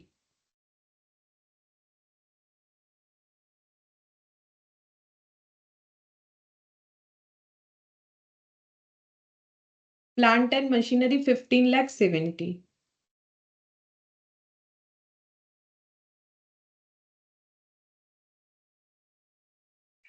Credit balance में कैपिटल 25,00,000।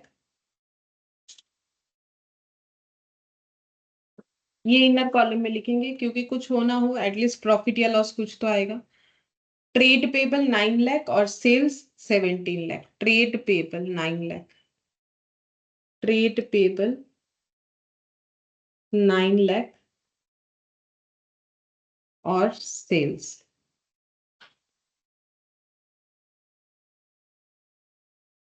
है 17,00,000। और क्लोजिंग स्टॉक 10,00,000। बस हो गया। Closing stock 10,00,000।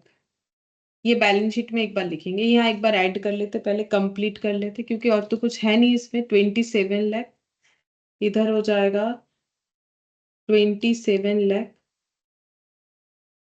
To gross profit 5,00,000 और 3,00,000 8,00,000 20,00,000 50,000। 27 माइनस ये हो गया 538 20,00,000 50,000। 6,50,000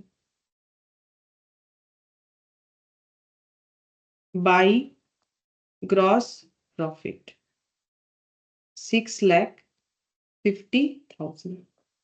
देखते हैं कितना नेट प्रॉफिट आ रहा है। 6,50,000, 6,50,000। तो 50,000 लेस हो गया, 6 लाख बचा, 6 लाख और ये हो गया 3,70,000। तो to net profit 6 lakh minus 3,70,000, तो ये 2,30,000 आएगा। ठीक है, 2,30,000। Add net profit 2,30,000, 28,30,000 plus 9 lakh, sorry 27 lakh हो रहा है ये वाला। 5 और 2 7, 27 और 27.3 प्लस 9। तुम लोग पूरा कर लो, ठीक है। अगर मेरे तरह पॉइंट में नहीं कर सकते हो, 36,30,000 होगा। इधर का भी उतना होना चाहिए, देख लेते हैं। अच्छा, क्लोजिंग स्टॉक नहीं लिखा। क्लोजिंग स्टॉक हो जाएगा 10 लाख। देख लेते कितना बोला था। हाँ, 10 लाख, 10 लाख। ठीक है, तो यहाँ पर माइनस कर लेते हैं 1.5, क्योंकि 1,50,000 माइनस 15.7 माइनस 3.5 माइनस 10 माइनस 5.6। ठीक है, टैली हो रहा है। ठीक है, तुम लोग पूरा लिख के कर लो कैलकुलेटर पे। अगर पॉइंट से नहीं कर पाते मेरे जैसा, हम पॉइंट यूज करें ताकि कैलकुलेशन आसान हो जाए। ठीक है, तो ये हो गया। ये आसान सा था, मैंने सारा चीज इसीलिए शॉर्ट फॉर्म में लिखा। ठीक है, ये क्वेश्चन ऐसा कभी एग्जाम में नहीं आएगा, लेकिन है तो मैंने करवा दिया, बट ऐसा आने का चांसेस नहीं है। ऐसा तो 11 में भी नहीं आता है। ठीक है, इतना आसान।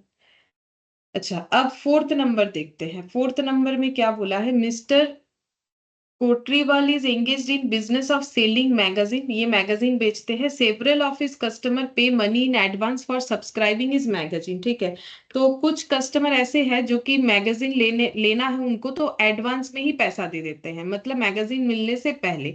इंफॉर्मेशन 31 मार्च 2022 का हमें दिया हुआ है। क्या बोला है, बोल रहा है कि 1/4/21 he had a balance of 2 lakh advance from customer of which 1,50,000 is related to the year 21-22। ठीक है, पहले हम इसका टाइमलाइन बनाते, बिना टाइमलाइन के ये क्वेश्चन नहीं समझ में आएगा। तो फोर्थ नंबर, तो हम यहाँ पर लिख रहे हैं 1/4/20। ठीक है, अब क्या बोला है देखो, 1/4, अच्छा 1/4/21 लिखना पड़ेगा मुझे, मैंने 20 लिख दिया। 1/4/21 को इनके पास क्या पड़ा हुआ है,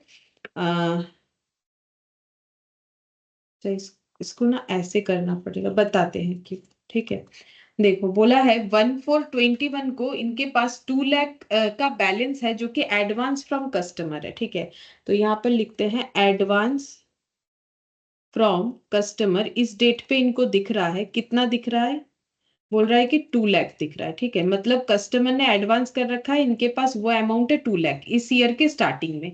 ऑफ विच, इसमें से 1,50,000 इज रिलेटेड टू ईयर 21-22। इसमें से 1,50,000, ठीक है, इसमें से 1,50,000 जो है वो 21-22 का है। अच्छा, 21-22 मतलब इधर जाएगा मेरा एरो। ठीक है, इसमें से 1,50,000 जो है वो 20, अच्छा मेरा ईयर क्या गलत हो जा रहा है, 1,50,000 इज रिलेटेड टू 21-22। अच्छा, 21-22, तो यहाँ पर हो जाएगा 31 मार्च। यहाँ लिखते हैं 31 मार्च 2022। तो यहाँ लिखते हैं एडवांस फॉर 21-22, ये है हम लोग का 1,50,000।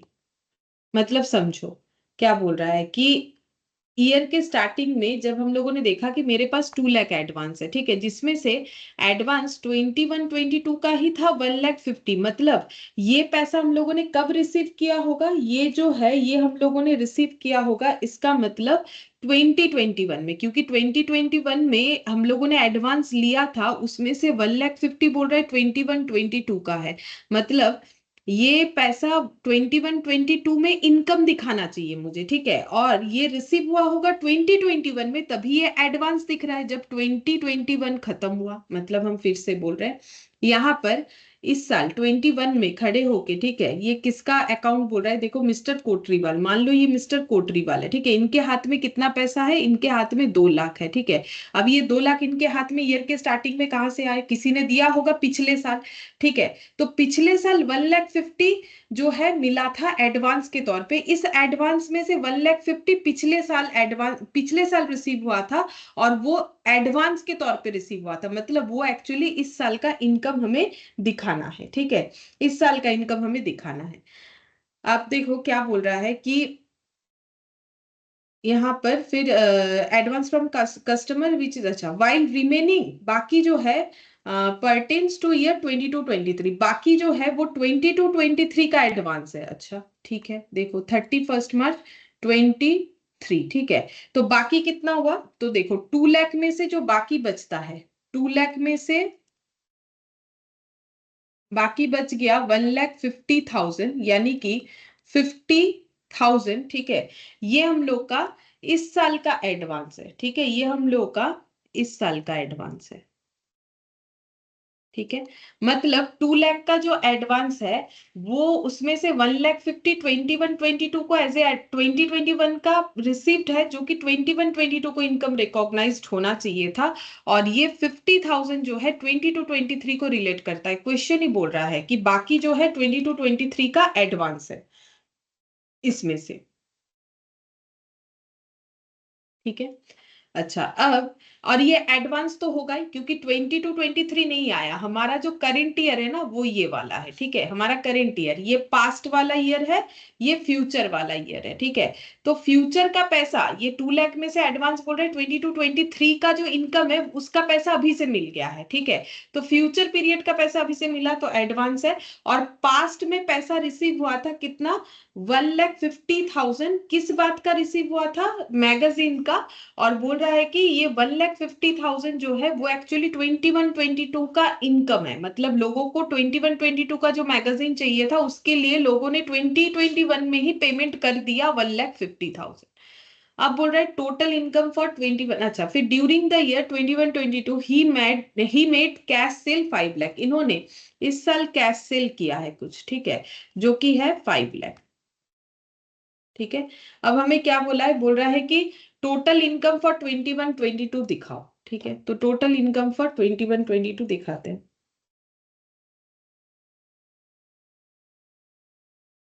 Calculation for total income for 21-22, इस साल का मुझे पूरा इनकम दिखाना है, तो इनकम का मतलब जो हम लोग पीएल में दिखा सकते हैं, एक तो कैश सेल दिखाएंगे सिंपल 5 लाख, ठीक है, और बाकी यहाँ पर आ जाएगा, देखो और कितना इनकम आएगा यहाँ पर, ये जो 1,50,000 हम लोगों ने रिसीव किया था 2021 में, वो तो किया था फॉर द पर्पस ऑफ 21-22, मतलब 21-22 में अगर वो लोग मैगजीन खरीदते तो हमारा इनकम 1,50,000 होता, बट लोगों ने एडवांस ही 1,50,000 कर दिया था, टोटल जो अमाउंट हमारे पास आया मैगजीन का। तो इसका मतलब ये जो 1,50,000 ये रिसिप्ट कब हुआ था, ये 1,50,000 रिसिप्ट हुआ था इस साल, लेकिन ये किस लिए रिसीव हुआ था, मैगजीन बेचने के लिए नहीं, मैगजीन ले 21-22 का मैगजीन लेने के लिए लोगों ने 2021 में ही पेमेंट कर डाला था, ठीक है। तो ये जो 1,50,000 है ना, ये हम लोग का क्या हो जाएगा, ये 1,50,000 जो है ये हम लोग का इस साल का इनकम होगा, ठीक है, इस साल का इनकम होगा, क्योंकि क्लियरली बता दिया है कि इसमें से एडवांस जो है 1,50,000 वो 21-22 को रिलेट कर रहा है, तो 21-22 का इनकम है, और वो पहले इसके प्रीवियस ईयर में लिया गया, तो इसीलिए उसको एडवांस बोला गया।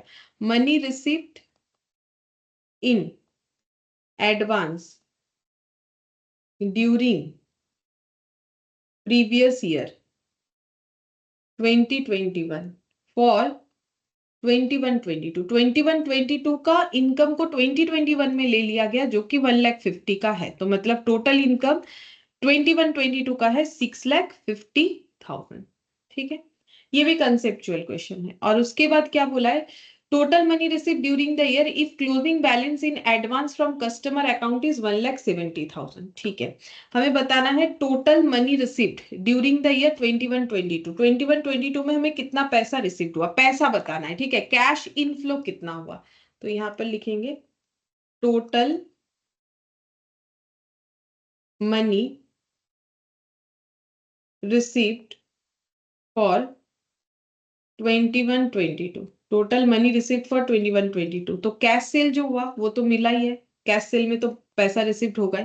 कैश सेल फॉर 21-22 5 लाख, और ऐड करेंगे एडवांस फ्रॉम कस्टमर। ठीक है, एडवांस फ्रॉम कस्टमर कितना होगा, तो देखो ये 2 लाख का जो दो पोर्शन है ये हम लोग नहीं ले सकते। क्यों नहीं ले सकते हैं, बिकॉज ये 2 लाख तो यहाँ पर रिसीव हुआ था। ठीक है, पहले रिसीव हुआ था, तभी तो 2 लाख जो है इस ईयर के स्टार्टिंग में दिख रहा है। हमें बोला है कि इस ईयर में हम लोगों ने कितना कैश इनफ्लो करवाया, तो ये एक करवाया, और दूसरा यहाँ एक इंफॉर्मेशन दिया था कि total money receive during the year if closing balance in advance from customer account is 1,70,000। तो बोल रहा है कि यहाँ पर एडवांस कितना दिख रहा है, 1,70,000। ठीक है, टोटल एडवांस, जिसमें से हमें ये पता है कि 50,000 एडवांस जो है, 50,000 का एडवांस जो है वो हम लोगों ने यहीं पर रिसीव किया था। मतलब ये जो 2 लाख है ना, मतलब एक्चुअली हम लोगों ने यहाँ पर कितना रिसीव किया है, 1,50,000 प्लस 50,000, टोटल 2 लाख रिसीव किया था। ठीक है, तभी तो इस ईयर के स्टार्टिंग में ही हमें 2 लाख एडवांस दिख रहा है। लेकिन ये एडवांस का ये पोर्शन जो है 1,50,000 इस ईयर को रिलेट कर रहा है, और 50,000 जो है वो इस ईयर को रिलेट कर रहा है। ठीक है, ये जस्ट नेक्स्ट ईयर, ये नेक्स्ट एंड नेक्स्ट ईयर। तो ये 2 लाख भी हम लोगों ने अभी रिसीव नहीं किया। हमें बोला है कि कैश इनफ्लो, तो ये 2 लाख तो 2021 में रिसीव हुआ, 21-22 में कैश सेल 5 लाख हुआ, लेकिन एडवांस बोल रहा है मेरे हिसाब से यहाँ पर कितना आना चाहिए कि 2 लाख में से अगर 1.5 लाख इस साल एडजस्ट हो रहा है तो 50,000 यहाँ पर जाएगा। क्वेश्चन भी बताया था एडवांस फॉर 21-22 1,50,000 है, और यहाँ पर बता भी दिया था कि बाकी जो है वो हम लोग का 22-23 का होगा एंड द रिमेनिंग। ठीक है, लेकिन एडवांस बोल रहा है कितना दिख रहा है, एडवांस बोल रहा है यहाँ पर दिख रहा है 1,70,000। ठीक है, तो इसका मतलब 50,000 की जगह 1,70,000 दिख रहा है, तो बाकी जितना भी एक्स्ट्रा अमाउंट है वो इस साल रिसीव हुआ होगा। ठीक है, तो यहाँ पर एडवांस फ्रॉम कस्टमर 21-22 में हम लोगों ने कितना एडवांस लिया होगा, इसका मतलब 1,70,000 टोटल एडवांस दिख रहा है, जिसमें से 50,000 का एडवांस तो हम लोग पहले ही ले चुके हैं, 2021 में ले चुके हैं। तो इसका मतलब 1,20,000 जो है इस बार एडवांस रिसीव किया होगा, तो ये हो गया 6,20,000। ठीक है, ये यहाँ पर 50,000 जो है ये हम लोगों का इस साल का ही पोर्शन था 2021 का। तो 21-22 में कितना लिया है, बोल रहा है कि ईयर एंड में जब देखें तो यहाँ पर एडवांस दिख रहा है 1 लाख, मतलब एक्चुअली यहाँ लिखना चाहिए मुझे। ठीक है, एडवांस यहाँ पर कितना दिख रहा है 1,70,000, लेकिन दिखना कितना चाहिए, ओनली 50,000, क्योंकि देखो 50,000 ही दिखना चाहिए, क्योंकि 2 लाख में से 1,50,000 एडजस्ट हो गया। एडवांस दिखना चाहिए था 50,000 जो कि फ्यूचर ईयर को रिलेट करेगा, बट एडवांस दिख रहा है 1,70,000, मतलब इस साल भी हम लोगों ने कुछ ना कुछ एडवांस लिया होगा। वो कितना लिया है, 50 माइनस कर दो तो हो जाएगा 1,20,000, वही मैंने यहाँ पर करके दिखाया। ठीक है, अच्छा अब ये लास्ट क्वेश्चन 5th नंबर वाला देखो, बोल रहा है mister Birla is a proprietor engaged in business of trading electronics and expert from his trading and PL account. ठीक है, इनका ट्रेडिंग पीएल का एक्सट्रैक्ट दिया हुआ है हम लोग को, जो ये एबीसीडी करके बैलेंस दिया हुआ है ना, मतलब फाइंड आउट करके बताना है कि क्या क्या वैल्यूज होगा। तो पहले ना हम ये पूरा डेटा को एक बार लिख लेते हैं। ठीक है, तो ट्रेडिंग एंड पीएल,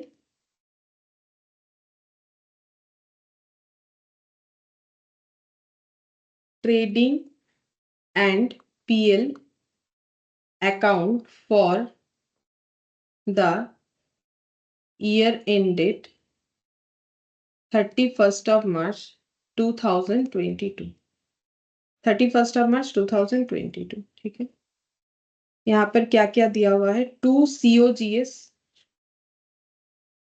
COGS मैंने शॉर्ट में लिख दिया, कॉस्ट ऑफ गुड सोल्ड ये दिया हुआ है 45 लाख। ठीक है, 45 लाख। फिर दिया हुआ है 2 ग्रॉस प्रॉफिट CD,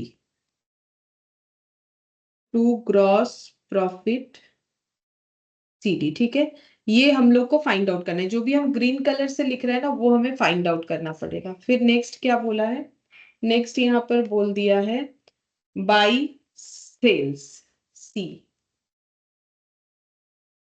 अच्छा, ये भी हमें फाइंड आउट करना पड़ेगा, तो इसको भी हम ग्रीन कलर से लिख लेते हैं। बाई सेल्स, यहाँ पर C लिख लिया, ये हम लोग का D था, ठीक है।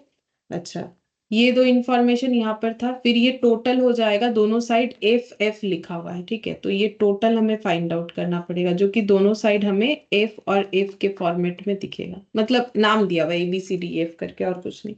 फिर है टू रेंट, ये दिया हुआ है 26 lakh, to office expenses 13 lakh, 26 lakh to office expense 13 lakh. अच्छा, और क्या दिया हुआ है, by gross profit brought down, तो ये तो जो ग्रॉस प्रॉफिट आएगा वही लिखना पड़ेगा, तो ये भी ग्रॉस प्रॉफिट ब्रॉट डाउन, ये D हो जाएगा, ठीक है। और by miscellaneous income,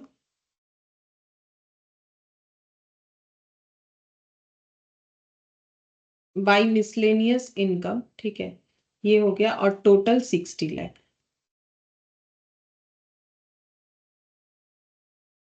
total 60 lakh,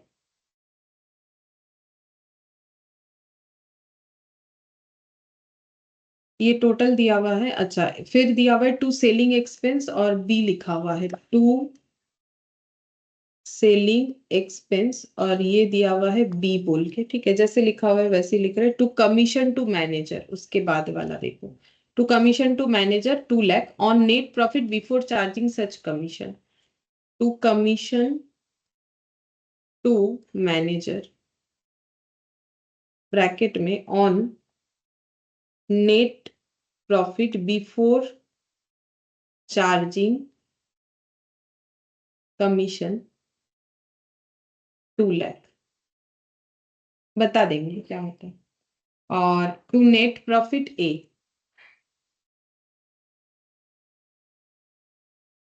to net profit A, ये भी हमें निकालना पड़ेगा। अच्छा, और ये G दिया हुआ है, ठीक है। तो हमें एक एक करके इंफॉर्मेशन निकालना है। अच्छा, नीचे कुछ दिया हुआ है, commission is charge at the rate of 10%, selling expenses 1% of total से, you are required to compute the missing figures, ठीक है। तो सबसे पहले मिसिंग फिगर्स में हम G लिख सकते हैं, क्योंकि इधर अगर टोटल 60 लाख है तो इधर भी टोटल मेरा 60 लाख हो जाएगा, ठीक है, ये बन गया। अच्छा, अब हमें बाकी चीजों को लिखना है, तो सबसे पहले हम लोग कमीशन वाला पॉइंट देखते हैं, क्योंकि हमें इंफॉर्मेशन में सबसे पहले कमीशन दिया हुआ है। तो वर्किंग नोट नंबर 1, ठीक है। कमीशन कितना बोला है, कमीशन बोला है एट द रेट ऑफ 10%, 10% का मतलब होता है 10/100, ठीक है। तो इसका मतलब कमीशन यहाँ लिख रहे हैं, ठीक है, किसके ऊपर कमीशन पेड होगा, net profit before charging commission, ठीक है, net profit before charging commission, मतलब कमीशन देने के पहले जो नेट प्रॉफिट है उस पे कमीशन जाएगा, ठीक है। मतलब अगर मेरा 10 रुपीज कमीशन है तो मेरा नेट प्रॉफिट कमीशन चार्ज करने के पहले 100 रुपीज रहा होगा, ठीक है। अब मुझे कमीशन का ना वैल्यू दे दिया है क्वेश्चन में 2 लाख, तो मेरा कमीशन अगर 2 लाख था तो फिर मेरा नेट प्रॉफिट कमीशन चार्ज करने के पहले कितना रहा होगा। तो कैसे निकालेंगे, यूनिटरी मेथड, अगर 10 के लिए 100 है तो फिर ये हो जाएगा, ये देखो 100/10 इंटू 2 लाख, ठीक है। तो ये कितना आंसर हो जाएगा, ये हो जाएगा हम लोग का, ये हम लोग का आंसर आ जाएगा 20 लाख। ये क्या हो गया, net profit before charging commission. अब हम लोग निकालते हैं net profit after charging commission. क्यों निकाल रहे हैं, क्योंकि ये जो नेट प्रॉफिट आया हुआ आएगा ना, ऑप्शन ए, वो कैसे आएगा, नेट प्रॉफिट जो आएगा वो कमीशन चार्ज करने के बाद ही आएगा, क्योंकि कमीशन तो यहाँ 2 लाख लिखा हुआ है। तो हम लिखते हैं net profit after charging commission, तो नेट प्रॉफिट सारे खर्चे चार्ज करने के बाद सिर्फ और सिर्फ कमीशन चार्ज करने के पहले 20 लाख, तो कमीशन कितने का है 2 लाख, तो net profit after charging commission कितना हो जाएगा 18 लाख, ठीक है। तो हम लोग यहाँ पर नेट प्रॉफिट जो है वो लिख देंगे 18 लाख। अच्छा, ये अगर 18 लाख आ गया तो ये वाला हम लोग बैलेंस करके निकाल सकते हैं, क्योंकि और तो कोई कैलकुलेशन बचा ही नहीं। ठीक है, तो 18 और 2 20 20 13 और 26 20 13 और 26। ठीक है, तो ये हो गया 24.6 माइनस 60, तो ये हो गया 35.4। ठीक है, नहीं सॉरी, ये 26 लाख प्लस 13 लाख 13 लाख, ठीक है, प्लस 2 लाख प्लस 18 लाख। ये पूरा टोटल होना चाहिए 60 लाख, बट आ रहा है कितना 59, क्योंकि यहाँ का हमें नहीं पता। तो फिर ये पूरा टोटल 59, एक फिगर मिसिंग है, तो 60 लाख से माइनस कर देंगे तो ये कितना आ जाएगा बैलेंस करके 1 लाख। ठीक है, ये 1 लाख आ गया। अच्छा, इधर का कंप्लीट हुआ। अब आगे देखते हैं बाकी हम लोग कैसे कैलकुलेशन कर सकते हैं और क्या इंफॉर्मेशन गिवन है। बोला है कि सेलिंग एक्सपेंसेस जो है वो है 1% ऑफ टोटल सेल। ठीक है, सेलिंग एक्सपेंसेस निकल गया 2 लाख, ये है टोटल सेल का 1 लाख, ये है टोटल सेल का 1%। तो टोटल सेल कितना होगा, अगर 1 लाख जो है वो हमें 1% को बता रहा है, ठीक है, ये टोटल सेल का 1%, तो टोटल सेल कितना होगा 100%। ठीक है, तो 100% मतलब कितना हो जाएगा वो निकालने से ही पता चलेगा। तो ये देखो 1 लाख डिवाइडेड बाय 1% इंटू 100%। ठीक है, तो ये आ गया कुछ इतना। 1 के बाद मतलब 1 करोड़, 1 के बाद यहाँ पर 2 3 4 5 6 7, 3 4 5 6 7 जीरो। ठीक है, 7 जीरो।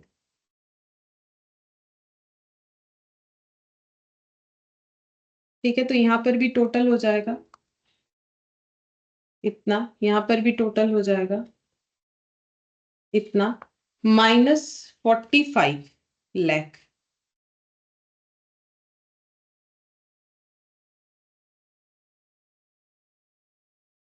55 लाख।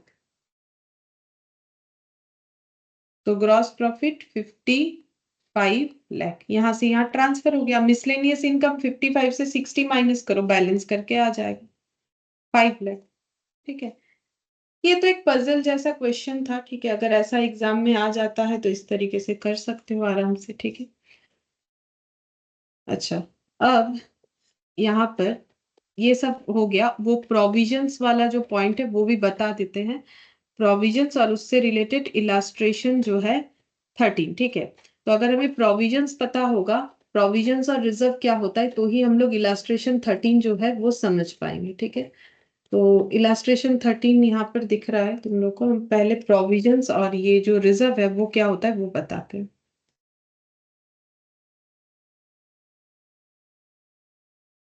ठीक है, तो हेडिंग करो प्रोविजन और रिजर्व, डिफरेंस लिखवा देंगे। ठीक है, प्रोविजन और रिजर्व्स।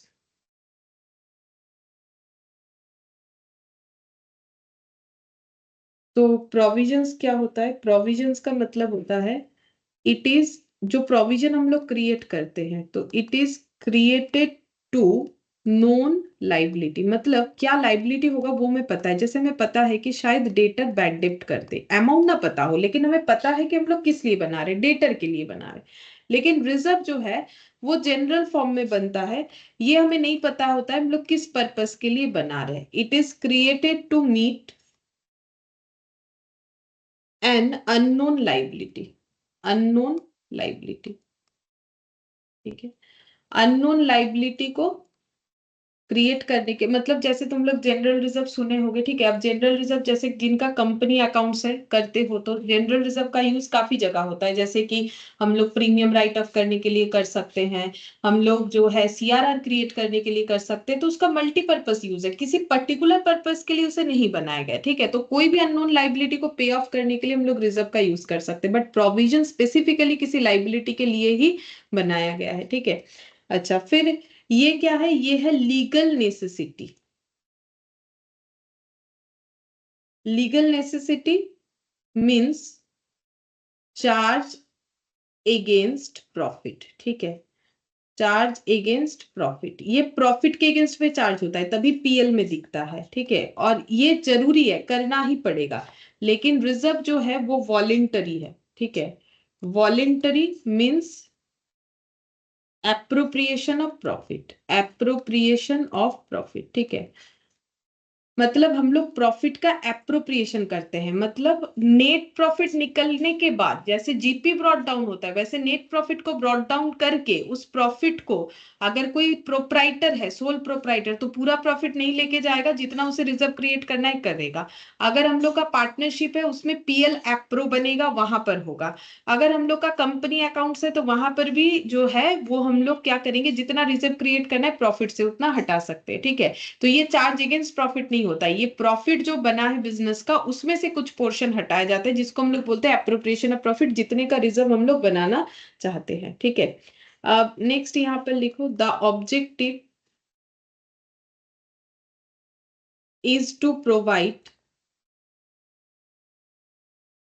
फॉर डेप्रिसिएशन, जैसे प्रोविजन फॉर डेप्रिसिएशन बनाते हैं, मेथड हम लोगों ने कुछ दिन पहले डेप्रिसिएशन में देखा था। डाउटफुल डेप्ट, वो तो अभी हम लोगों ने फाइनल अकाउंट्स में देखा। And other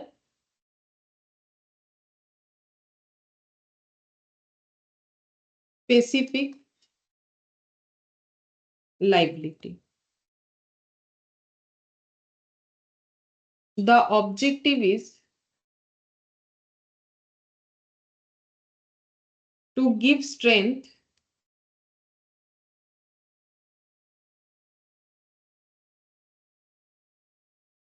the financial position। देखो, ये प्रोविजंस बनाने का ऑब्जेक्टिव क्या है, ताकि हम लोग डेप्रिसिएशन के लिए प्रोविजन बना सके, डेटर के लिए बना सके, या फिर कोई स्पेसिफिक लाइबिलिटी जो फ्यूचर में होने वाला है उसके लिए हम लोग जो है पहले से ही प्रिकॉशन रखें।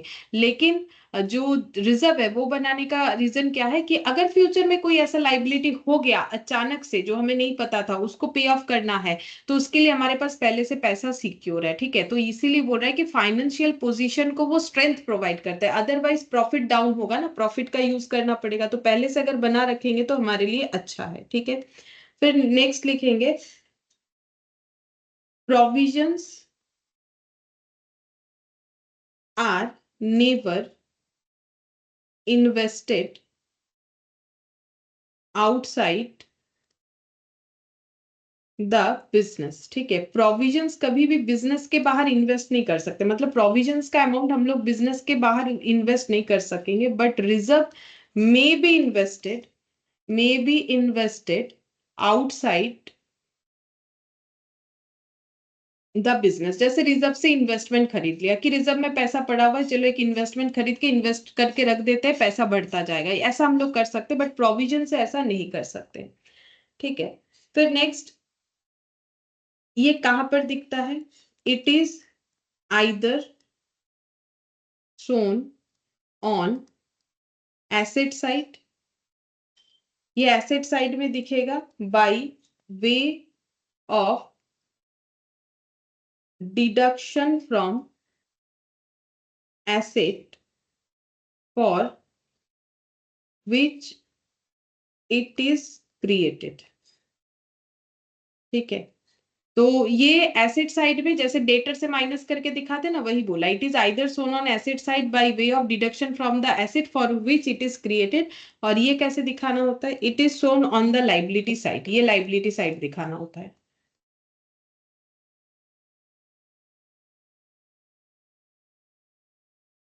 Under the head reserve and surplus, ये रिजर्व सरप्लस के अंडर आता है, ठीक है। स्पेशली कंपनी अकाउंट्स अगर कभी करोगे तो देखना, रिजर्व सरप्लस के अंडर ये वाला आता है। And last point, it can't be utilized for distribution of dividend, it can't be utilized for distribution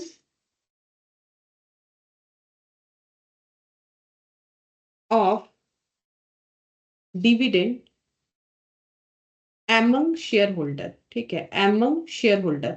मान लो कंपनी ने भी प्रोविजंस बनाए, सब कोई बना सकता है, सोल प्रोप्राइटर पार्टनरशिप कोई भी बना सकता है, कंपनी भी बना सकता है। तो कंपनी के पॉइंट ऑफ व्यू से अगर बताए कि ये कभी भी डिविडेंड डिस्ट्रीब्यूट के काम नहीं आता है, क्योंकि रेस्ट्रिक्टेड है। डिविडेंड डिस्ट्रीब्यूट उसी से कर सकते हैं जो रेस्ट्रिक्टेड नहीं होता है, ठीक है।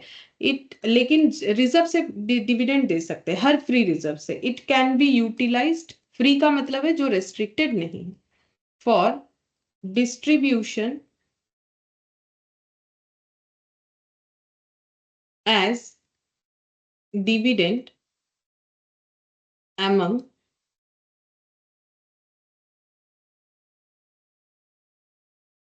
Share holder. शेयर होल्डर के अंदर ये हम लोग डिस्ट्रीब्यूट कर सकते हैं डिविडेंड के तौर पे। ये मैंने इसलिए लिखवा दिया कि मे बी ये थियोरेटिकली हमें पूछ सकता है, ठीक है। अब इसी कंसेप्ट के बेसिस पे हम लोग इलास्ट्रेशन 13 करेंगे। हम लोग को यहाँ पर बताना है कि ये जो पॉइंट्स दिख रहे हैं 1 से 5 तक, ठीक है, ये किस चीज को बिलोंग कर रहे हैं, ठीक है। मतलब यहाँ पर इन द सेंस ये बताना है, देखो, trader crimson trader profit and loss account for the year ended 31st March includes the following information, this one. अच्छा, यहाँ ना मुझे लगता है मेरे से ये यहाँ पर लाइन जो है वो थोड़ा सा हट गया है। यहाँ हमें बताना है कि इसमें से कौन सा ट्रांसफर टू रिजर्व है, ट्रांसफर टू प्रोविजन है, और not related to provision nor reserve है, ठीक है। मतलब बताना क्या है, पॉइंट 3 दिया हुआ है, ट्रांसफर टू प्रोविजंस कौन कौन सा ट्रांजैक्शन है, ठीक है। Transfer to reserve not related to provision and reserve, कौन कौन सा ट्रांजैक्शन है, ये हम लोग को यहाँ पर बताना है, ठीक है। वो पॉइंट थोड़ा सा कट हो गया है मेरे से, तो वो मैंने लिखवा दिया, ठीक है। जैसे कि depreciation, bad dept return of, increase in provision for doubtful dept, retained profit for the year, liability for tax, ठीक है। अब जैसे कि डेप्रिसिएशन, ठीक है, तो डेप्रिसिएशन जो क्रिएट हो रहा है, तो डेप्रिसिएशन के लिए हम लोग प्रोविजन क्रिएट कर सकते हैं। अभी तो हम लोगों ने देखा था, हम लोगों ने डेप्रिसिएशन जब चैप्टर देखा तब भी देखा था, तो डेप्रिसिएशन चार्ज जो होता है उसके लिए हम लोग प्रोविजंस क्रिएट कर सकते हैं। तो ये मैंने पॉइंट 1 यहाँ लिख दिया कि ट्रांसफर टू प्रोविजंस में जाएगा ये। बैड डेप्ट रिटर्न ऑफ, ठीक है, तो ये बैड डेप्ट जो है ये हम लोग राइट ऑफ कर रहे हैं, मतलब हमें पता है कि इतना बैड डेप्ट हो गया। ये कोई प्रोविजन फॉर बैड डेप्ट नहीं है कि प्रोविजन में जाएगा, और बैड डेप्ट के लिए कोई रिजर्व नहीं बनता है।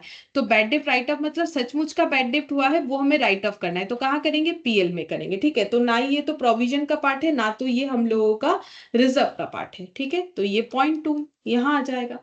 नेक्स्ट बोला है increase in provision for doubtful डेब्ट, तो डाउटफुल डेब्ट में प्रोविजंस प्रोविजंस फॉर डाउटफुल डेब्ट जितना भी था उसमें इंक्रीमेंट करना है। तो ये तो क्वेश्चन खुद ही बता रहा है कि भाई हम तो प्रोविजन है, मेरा अमाउंट बढ़ा दो, तो ये ट्रांसफर टू प्रोविजंस में जाएगा, ठीक है। अच्छा, फिर नेक्स्ट देखो, बोल रहा है retained profit for the year. Retained profit का मतलब है कि इस साल का कितना प्रॉफिट है जो हम लोग बिजनेस में रख रहे हैं। तो ये प्रॉफिट जो है वो रिजर्व का पार्ट होता है, ठीक है। मतलब प्रॉफिट से ही तो रिजर्व क्रिएट होता है, तो प्रॉफिट जितना हम लोग रिटेन करना चाहते हैं यानी रिजर्व बनाना चाहते हैं, तो फिर ये ट्रांसफर टू रिजर्व होगा, ठीक है। प्रॉफिट रिटेन करने का मतलब जितना प्रॉफिट इस बार हम लोग बिजनेस में रख देते हैं, ठीक है, रख रहे हैं, रिटेन्ड प्रॉफिट। तो रिटेन प्रॉफिट अगर हम लोग का 20,000 है, तो प्रॉफिट कोई प्रोविजन नहीं होता है, वो रिजर्व सरप्लस के अंडर आता है। और लाइबिलिटी फॉर टैक्स, ठीक है, तो हम लोग हर साल टैक्स पे करते हैं, जैसे हम लोग डेप्रिसिएशन के लिए प्रोविजन बनाते हैं, टैक्स के लिए भी प्रोविजन बनाना पड़ता है, प्रोविजंस फॉर टैक्सेशन, ठीक है। तो टैक्स का लाइबिलिटी पे करने के लिए हम लोग प्रोविजन बना सकते हैं, क्योंकि वो हमारा नॉन लाइबिलिटी है। जैसे डेप्रिसिएशन हमें पे करना ही पड़ेगा, मतलब प्रोवाइड करना पड़ेगा, भले ही किसी को पे ना करना हो, टैक्स हमें गवर्नमेंट को पे करना पड़ेगा। तो नॉन लाइबिलिटी के लिए जो हम लोग रिजर्व जो हम लोग क्रिएट करते हैं उसी को ही तो प्रोविजंस बोलते हैं। तो ये 5th नंबर भी हम लोग का यहाँ पर आ जाएगा, ठीक है। तो एक छोटा सा क्वेश्चन था जिसमें हमें बताना था कि कौन सा पॉइंट कहाँ पर आएगा, बट वो क्वेश्चन मेरे से कट हो गया था वहां पर, ठीक है, कि क्या ट्रांसफर करके दिखाने के लिए बोला है, तो ये हो गया। तो क्वेश्चन हम लोग का देखो, ये फाइनल अकाउंट्स लगभग जो होना चाहिए वो तो कंप्लीट हो गया। अब इसमें कुछ एमसीक्यूज है, ठीक है, एमसीक्यूज है, उसके साथ जो है ट्रू फॉल्स भी है, ठीक है। और एक थ्योरी कभी कभार पूछ लेता है फाइनेंशियल स्टेटमेंट का लिमिटेशन। तो हो सके तो हम लोग नेक्स्ट क्लास में ये करने के बाद कुछ और स्टार्ट कर सकते हैं। ठीक है, फिर आज के लिए इतना ही।